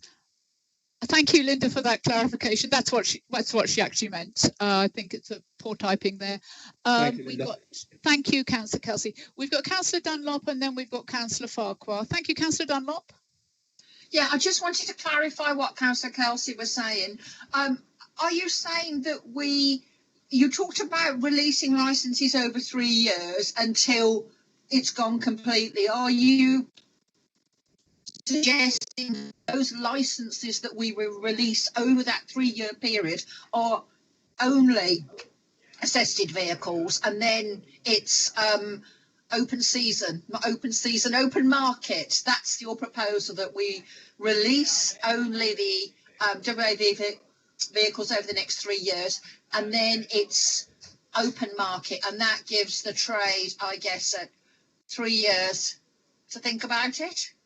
Or those are our intentions. I believe that's exactly what Councillor Kelsey said, but Councillor Kelsey, if you'd like to speak for yourself in that one. Thank you, Chairman.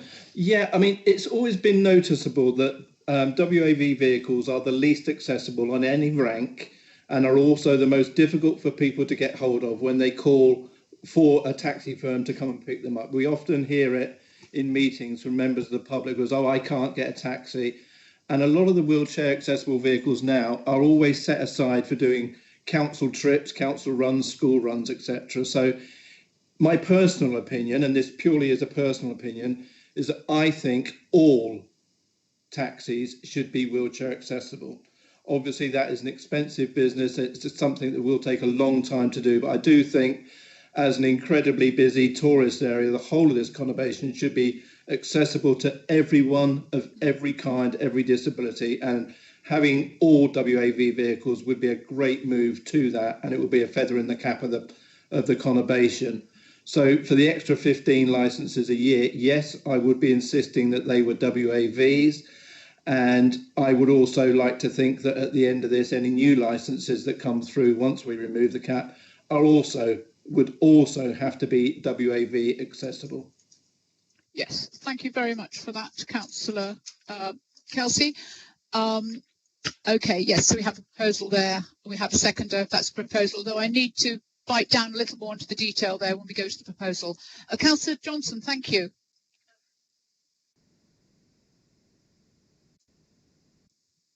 Well, thank you, Chair. Sorry. No, I'm sorry. I think Councillor Johnson, I'm terribly there, sorry. Yes, I miscount my Vice Chair's keeping my order, bless her. Councillor Farquhar, thank you. Yes, I think it's definitely a way ahead to address this issue, which is outstanding. I know that there's a proposal out there, and we'll have the opportunity to debate. It will be extremely interesting with this particular policy when it goes out to consultation with the operators and drivers to talk this through. And I'm fully supportive of removing the cap in a phased way for Bournemouth and Poole. And I think the 15 WAV vehicles is a sensible way to proceed that. My only suggestion would be that this policy will run for 5 years. And I would suggest that it is the cap is actually moved from the removal of the cap is not considered in 23. It's actually considered in 25, because that will give the associations and the drivers the opportunity to adjust for what's discussed as a pension scheme and so on and so forth. And I also see the comments that Hackney vehicles themselves are on the road pretty much 24/7 with a variety of different drivers. Consequently, if those vehicles are WAV, then that addresses the shortfall which we've all seen in that I cannot get a wheelchair accessible vehicle on a rank. So I think it's very sensible, but I would encourage Councillor Kelsey to move his proposal out to 2025 rather than 23. Yes, we can dovetail that if once we've heard from the members as what their thoughts are on that. Thank you, Councillor Farquhar. I now have Councillor Johnson. Thank you, Councillor Johnson. Thank you, Chairman. I actually would agree with George, with Councillor Farquhar there. I think that the 5 years might just give the drivers that do have this pension fund in inverted commas riding on this. It is a lot of money, and it is something that up until now they're perfectly legally entitled to do. And I think it's only fair to give them ample time to get rid of it. I also would support Councillor Kelsey that all of the licences released up until the removing of the cap are wheelchair accessible, purely because once the cap is removed, it maybe becomes slightly harder to enforce new vehicles coming in must be wheelchair accessible, unless we were to say that every single taxi would be. I can't imagine that the trade would be particularly receptive of that, given the extra cost of some wheelchair accessible vehicles. Whilst I think it would be vastly preferable to have all of them being wheelchair accessible, it might not be something that the trade would be particularly agreeable to. But if we have, say, if we do it over the next 5 years with 15 coming in, I believe that's 75 more wheelchair accessible vehicles that would then be on the road for several years going down the line. So we'd at least be able to keep up the numbers in that way. So I completely agree with what Councillor Kelsey was saying and Councillor Farquhar. It would just give us more time to, for us and the trade to work out what we would do in terms of keeping the number of wheelchair accessible vehicles up once the cap was lifted. Thank you, Chair. Thank you very much, Councillor Johnson. We've got a little vignette here that we need to think about Christchurch. Consider if any new Hackney carriage in Christchurch should be vehicle accessible. Members? Don't have a problem with that at all. I certainly don't have a problem. That makes absolute sense. We need to have consistency. Yeah, I have no problem with that, Chairman. Thank you very much. Right, members, you give me an awful lot to summarise and feed back to you. We've had a proposal on the table from Councillor Kelsey, and in fact, we've had a lot of contributions which buy into that. So I will try and do my best to summarise. It is a phased removal of caps, which time period was suggested to be 3 years or 5 years, but that the only vehicles that would be allowable would be wheelchair accessible. The reason for the longer buy-in period was that it was the end of this policy, and also it gave a longer time with regard to people who actually were perhaps using this vehicle as a pension, so they could get financial advice and start that wheel rolling again. Sorry about all the puns, I can't help it. If we were to introduce the new wheelchair licenses, which would be suggested 15 a year, that they would need to be in line with the Euro 6 stats, and that also this would allow more time to test the market, because if we had more wheelchair accessible vehicles out there in the field, we'd be able to fulfil that need, because we are woefully short of that. I agree with Councillor Kelsey entirely that all vehicles should eventually be wheelchair accessible. I also believe that all vehicles should be electrically powered. I think that's something the Licensing Committee will be working on over the next 5 years to try and bring that in as well. So in summary, what we have is we have a proposal that the caps are, with regard to wheelchair accessible, it's a phase change, and it's done over the next 5 years, 3 to 5 years. Full consultation process is put in place. We introduce this all in line with the Euro 6 stats, and this is done with a mind to having a free market, hopefully within the 5 year period, although of course that's something that we will discuss later on. I'm hoping that whoever is writing this down for a written proposal has got it in some semblance of order, and we can hear from the scribe, please. Jill has just remind us about, and we will, thank you very much, Jill. Also in those conversations, I think the general consensus was that we retain zones for the period. Unless anybody has anything different to say, if people aren't happy with that, then please indicate. Okay, so if we could add that on. Thank you very much, Jill. I'm grateful to you. Sorry, I was trying to indicate. No, Nank, I can't see you, dear. No, it's Bobby. Oh, sorry, Councillor Dove. Sorry, Bobby. Yes, come in. Yes, sorry. I can't see you, though. Oh, sorry, my video's on. I just want. Yeah, that's fine. Can I just have on record that I oppose the removal of the caps, but I'm fully supportive of wheelchair accessible taxis being increased, and also I support the retention of zones. Thank you.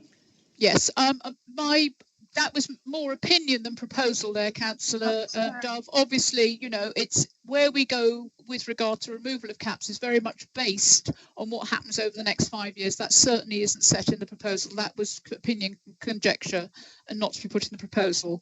We're quite clear as to the wheelchair accessible vehicles being the ones which are gradually phased in over that period. Did we agree 15 a year, members? 15 licenses a year. Chair, do we need to put a cap on how many wheelchair accessible taxis we have? There's an acute shortage at the moment. Some have to be but a week in advance. Do we need to put, I mean, if we're going to remove caps, I'd like it very much in favour of wheelchair accessible taxis, and that should be something we do immediately, surely. Sounds very sensible. Can we have some advice on that, please? Chairman, if I may. Yeah, if I may. I did say that if we're going to add licences onto this for over the next few years, as we've suggested 15 years, that those 15 vehicles are all wheelchair accessible vehicles. That would give us a new amount, 75 over the lifetime of this policy. And don't forget, that will be 75 in Bournemouth and 75 in Poole. So we're there talking 150 plus any new ones that come in for Christchurch as well. And then afterwards, obviously, we would need to look at the policy again when it needs renewing. So if we felt we needed to, or we felt we wanted to, we could insist then that any new vehicles coming onto the sectors in either area would need to be wheelchair accessible. I think that is what we would, or certainly what I was hoping for to come out of this today. Okay, thank you for that, Councillor Kelsey. We've got another opinion point of view here, which I'll put to the committee, which is removing the wheelchair accessible vehicles completely, so that anybody can apply, but you can only provide a wheelchair accessible vehicle, and there's no cap. Now, I don't know what impact that may or may not have on the system, but it may be that we say 15 and 4 come forward. So if we put a cap on it, would that stop people coming forward? And is there a necessity for a cap? Would we struggle to get 15 a year? It's just a question out to the committee. I'd be grateful for your thoughts. So having said that, Jill, I think we said 5 years. The committee thought 5 years over the term of this policy.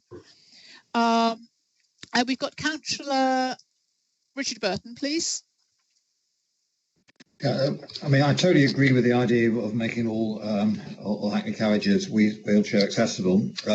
My worry is if you then say totally remove the cap for wheelchair accessible, basically you are just totally removing the cap, aren't you? It costs less than £70,000 to make a taxi wheelchair accessible. And if we're talking about a Bournemouth licence going for £70,000, it will be a cheap way of getting a licence, wouldn't it? Just make it wheelchair accessible. So you would actually stop the benefit that we was actually planning to get. So yeah, 15 a year to me sounds like a good number, although yeah, to actually achieve what we wanted to do here. Yes, thank you. That's a very good point. And as Councillor Kelsey said, it is generous, and over the term, it is quite a considerable number. It's 75 in each. And if anybody so wished to apply in Christchurch, then they can have the same number. So I was just putting the question out there to get a feel for what people thought. So we've got Councillor Johnson now. Thank you. Thank you, Chairman. Yes, that is just to assuage Councillor Dove's fears there. I think that whilst we all want that shortfall to be fulfilled, the act of removing the cap on that would, in effect, remove the cap entirely, because what we are saying over the next 5 years is that only wheelchair accessible vehicles are to apply, and we're just looking to gradually take that cap off in order to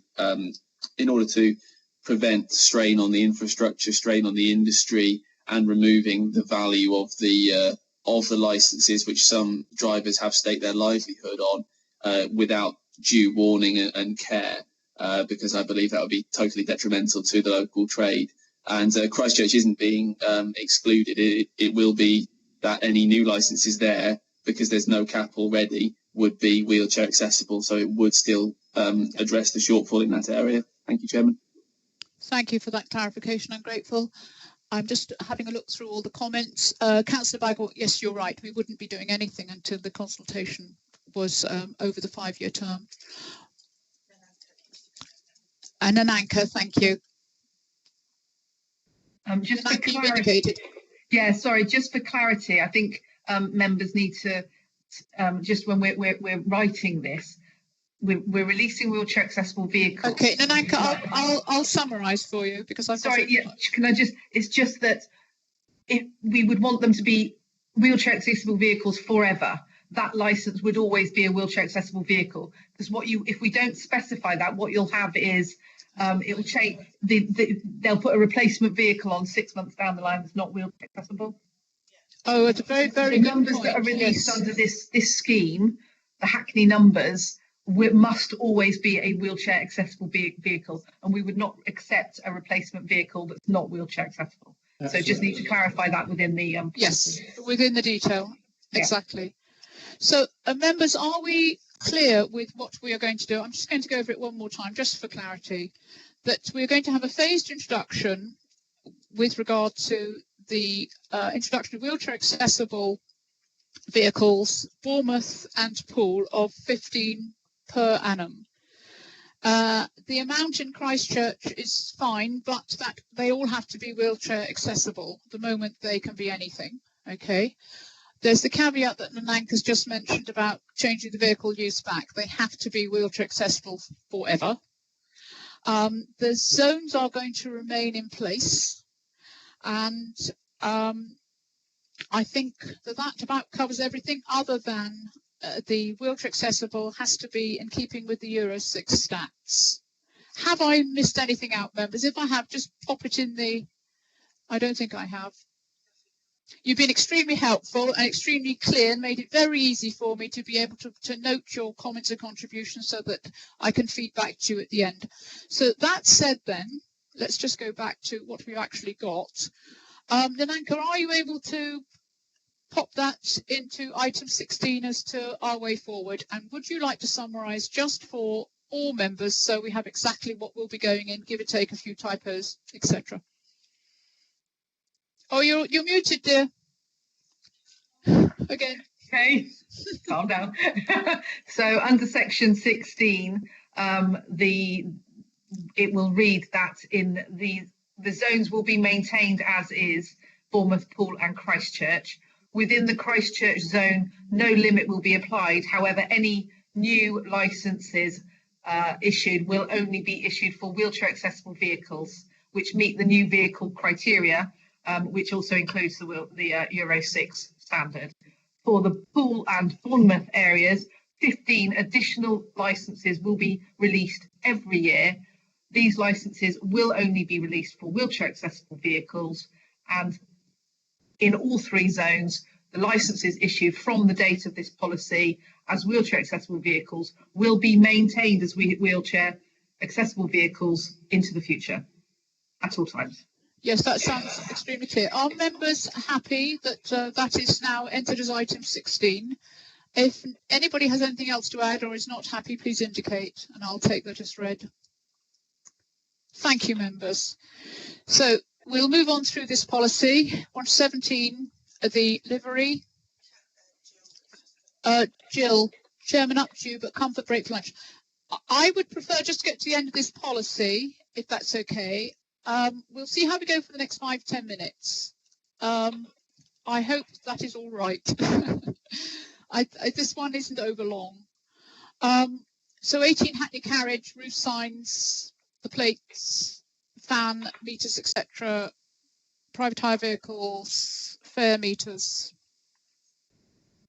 23, the colour, signage, plates. 25, vehicle advertising. 26, changes to vehicle licence holder.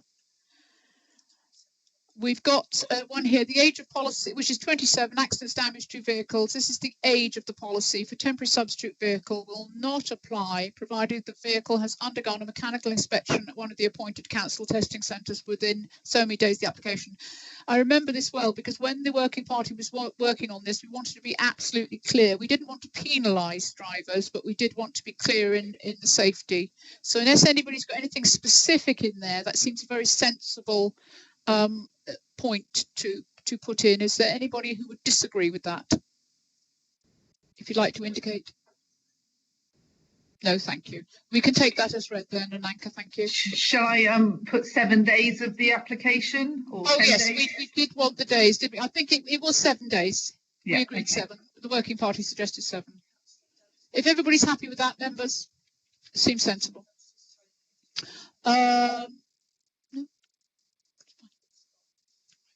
So we've got item 28, the policy, roles and responsibilities, enforcement and sanctions, complaints, disciplinary and delegation to officers. And we are at the appendices. I'm going through, I don't... Can I just come in before you move on to appendices, Chair? Yes, Sorry, of course, Bobby, yes, of course. Councillor Dove, sorry. It's just one for the NANCA, thank you. We used to have a policy regarding driver behaviour at the testing centres that we used to be able to refer to, because we used to get quite a lot of backlash at that point. I couldn't see it anywhere within the policy, and it may not have been in the policy previously, but I know we did have reference to it. I didn't know where that would have been. Yeah, I don't think there was a specific reference in the old policy, but because we've really tightened up under the driver policy and the vehicle licence holder conditions in this as we go through the appendices, we're holding, so the people that take the vehicles to the testing stations will either be the driver or the vehicle licence holder, and we make it very clear in the conditions that, you know, any comment or behaviour towards members of the public and any council officer is not acceptable. And I think we did discuss that in the working parties. And so I think as we go down, that should be included in there, Councillor. Okay, thank you. Sorry, I missed that. Thank you. No, you didn't indeed. It's covered in the drivers area there. Thank you, Councillor Dove. So, Appendix A. 1, 2, 3, limousine and parties. Nothing here of any contention. Appendix B. The amendments made. And then we're through to C, criminal conviction guidelines. I wish I could share with what I'm looking at. That would be helpful to you, I'm sure, but we'll try the tech be better next time. And going right through to 5 violence, 6 offences against the persons, all the same headings that we had in the other policy. I'm not seeing any changes or any amendments for discussion. Are all members aware of Hackney Carriage colour proposal, only looking at para 23.1, where private hire vehicles should not be white? Linda? Are members aware of the Hackney Carriage colour proposal, only looking at para 23, where private hire vehicles should not be white? Yeah, it just seems to be quite a big change, and I just wanted to make sure that you were all aware of it, and that a decision or proposal from the working party would be that any new Hackney Carriage going forward would be white. One, to have a different colour from old areas, and I think the white was suggested by the trade, I think, because it becomes very standard. White is white, whereas other colours can be other colours. That was all. We didn't. Thank you for that, Linda. We didn't hear anybody shouting out about that. Obviously, when they received the papers, it is an important item. So thank you for bringing it to our attention. But I think the committee are content with that. I'm trying to read the comments and go through. Section 4 of the licence holder conditions relates to regulatory matters and cooperate with officers. Are you content with that, Councillor Dove, or would you like to raise a point? No, that's absolutely perfect. I'm sorry that I missed that point. No worries. Thank you very much for that. That's absolutely fine. So going on to item 13, breach of conditions and complaints. And on to 14, authority to suspend or revoke. Of course, sits in statute. On to the appendices, CCTV specification. We've discussed that, and this is where we'll have amendments. And they will slot in. So we have retention of images. Again, this is sensible information. The CCTV system must include an automatic overwriting function so that images are only retained when the installed storage device for a maximum period of 31 days from the date of capture. And where a service provider is used to store images on a secure server, the specified retention period must also only be for a maximum period of 31 days from the date of capture. Where applicable, these provisions shall also apply to audio recordings. I know that Nananka's taken that out of a reference which is perfectly applicable. Nananka, you're very happy with that wording? Yes. Yes, okay, so I think if Nananka has put that in there with regard to the requirements under that area, we are content. Is anybody there who's not happy with that wording? Thank you, members. Oh, what have we got here? We've got something in purple. The licence holder as data controller is responsible for responding to these requests. Can we be advised why things are in purple, Nananka? I don't know why we use purple instead of the yellow. I don't know. I know why we do. Is it because of the spelling that was there with an S instead of a C? Oh, it could be. And I think it was just clarifying that the council is not the data holder. If people want to put CCTV in, it is the licence holder. So it means that we are not the data controller as per the Information Commissioner's. Yes, that makes absolute sense. Yeah, so that's why that's sort of highlighted. So yeah. Thank you. So on to Appendix E. And we are at the end of this policy, ladies and gentlemen. So before we break for lunch, with all those amendments made, again, thank you. Brilliant conversations, brilliant contributions. It's been absolutely thoroughly enjoyable thus far. Are we agreed with those amendments, please, members? And I know, Nananka, are you happy that you have all the wording and all the changes we've made? You're content with that? Linda, you're content that we have received your advice and been mindful of it? Linda? Oh, you're not. I am. Yes, I can see your picture. I am, thank you. So with that in mind then, can we agree that the Hackney Carriage and Private Hire Vehicle Policy is agreed as amended? If anybody does not agree, can they indicate, please? So that's unanimous. Oh no, I've got Councillor Farr. Oh, Councillor Farr's agreeing. That's lovely, Councillor Farr, thank you. So we're all agreed unanimously. So how much time would you like for lunch, ladies and gentlemen? 20 minutes? Is that long enough? None. It would be easier Nobody just to wants go. Lunch. It'd be easier to go through this and get it over with. I personally think that the last one is not the longest, and it's the one probably that most people have read most. So I'm happy to continue. Is everybody else happy to continue? Maybe a 10-minute, 5 minutes. I'll tell you what we'll do. For a compromise, we'll have a 10-minute comfort break. All back here at 10 to 2, Councillor Farquhar. Right. Just wait for Max to confirm that the broadcast is and if we can cessate the broadcast. Thank you.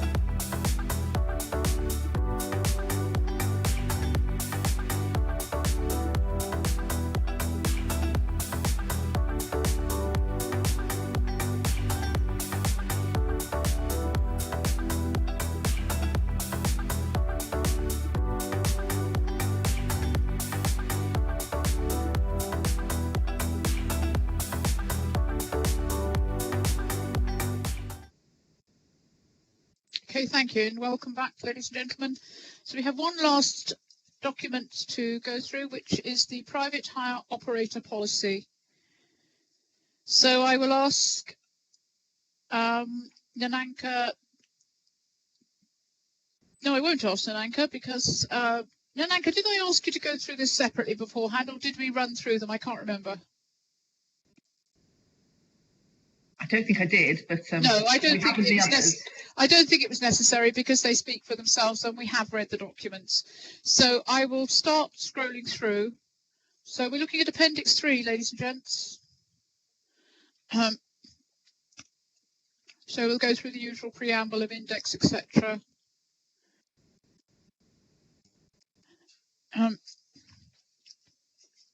So we find ourselves at 7, application procedure 8. Criminal records, renewals, operator license conditions, how to use the policy, roles and responsibilities, enforcement and sanctions, complaints, disciplinary and delegation to officers. So moving to Appendix A. Everybody got the appendices? Okay. So private hire operating conditions of license. Number 2, standard of service. 3, safeguarding. 4, complaints. 5, 6, 7, 8, onto signage. 10, public liability, and 11, duty to cooperate. Appendix B, criminal conviction guidelines, is again statute-based. So I'm going through all the pages. I am at 274 now. I can't see any outlined indications. If anybody does have any points that they've referenced they'd like to raise, please do. So 3, disclosed convictions general guide. Again, that sits in statute, so it's fairly easy to understand. I'm going through, I've got through to number 11 now, motoring convictions. We're at page 281. And there is a very long list of those. And 282. And on to intermediate minor traffic offences. And again, a list of those. And then inciting, again, a long list. We're at 284 now. On to 285. And on to 12, applying for hire, breach of conditions and complaints, and then the examples of those. We're then on to 286, I think, or 296, I've overprinted. 14, authority to suspend or revoke. And we finish at 288. And now on to Appendix 4. Local vehicle. So we're on to Hackney. Oh, it's jumped my machine. Okay, just going back. We've got LVSA up there as a document, but there's no indication as to what that stands for. We're aware, but the public won't be. Could we please have a title on there, please, Nananka? Yeah, I can put a title on there. I think that's important for the public. Okay, so 290, we're on to 291. BCP Hackney Carriage Unmet Demand Survey. This is the survey that we spoke about that we needed to undertake with regard to Hackney carriages. So this is all the statistics. We're on to 292. A very attractive graph. 293. I think that the charts are fairly easy to understand. Graphs less so, but they're there. So we're on to page 295 and 296. We move to conclusions and recommendations. And we come to the end of this. And then we have the content. Should the content be at the end? Is the content... Surely the content should be at the beginning unless we're going on to more. Oh, thank you for that. The LVSA are the company that wrote the report. It's not a BCP Council document. I still think it would be useful to overwrite something, but I'm not going to ditch over it. So we're going on to general introduction and background. We're at page 301. This is of the LVSA report about the unmet demand survey.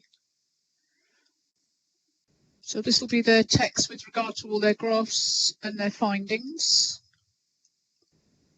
306 onto 307. We then meet table 4, fleet vehicle and driver stats. I'm just going to zoom back up there. We had two things in yellow. Oh, I think they were just highlights to tell us where we were. That's fine. And this is actually their document, so we're unlikely to find any errors unless they've been pointed out by an anchor. So I'm whizzing through now. I'm not seeing anything, a red hand rule. It's a very long document, so it's obviously a very thorough survey. We're at 326 now. I'm looking, I can't see anybody indicating to say anything. It is a very long document. We haven't got it twice, have we? No, 341. Again, these are just the stats with regard to the survey. We've got an RTS from Jill. Thank you, Jill. Thanks, Chairman. Nananka might be able to clarify, but I don't think this forms part of the actual private hire operator policy. It's a background document. So Blanca can clarify that. Yes. Yes, this is something which we don't have need to go through, but it is just useful. It's a very long document. Right, well, we're at the end of that then. So that does not form part of the actual policy. It's just a background appendice. That's right. It's just for it's information that supports the decisions made by the committee. Okay, right. Well, we didn't find any typos, so we don't have to advise them. So, ladies and gentlemen, we don't have any amendments there specifically. Is there anything that anybody'd like to raise? If you'd like to speak or raise a point, please indicate. Okay, well, thank you for that. That was a lot swifter, a lot simpler. So, if we're all agreed then, we can adopt the private hire operator policy. Anybody who's not in agreement, can they indicate, please?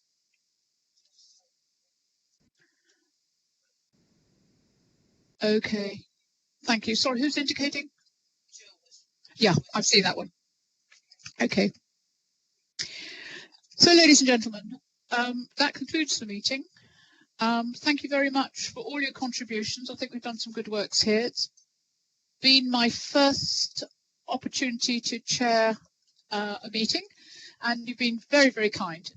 The next time I promise I will get the chairman's chat, and Jill, I've got you are indicating to speak.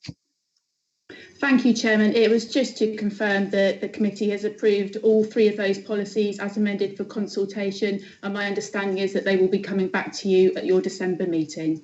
Indeed, as on the agenda. Thank you very much, Jill, for that confirmation. So, ladies and gentlemen, with that, I will close the meeting, and I look forward to seeing you at our next meeting. Thank you. Thank you, Chair. Thank you. Goodbye.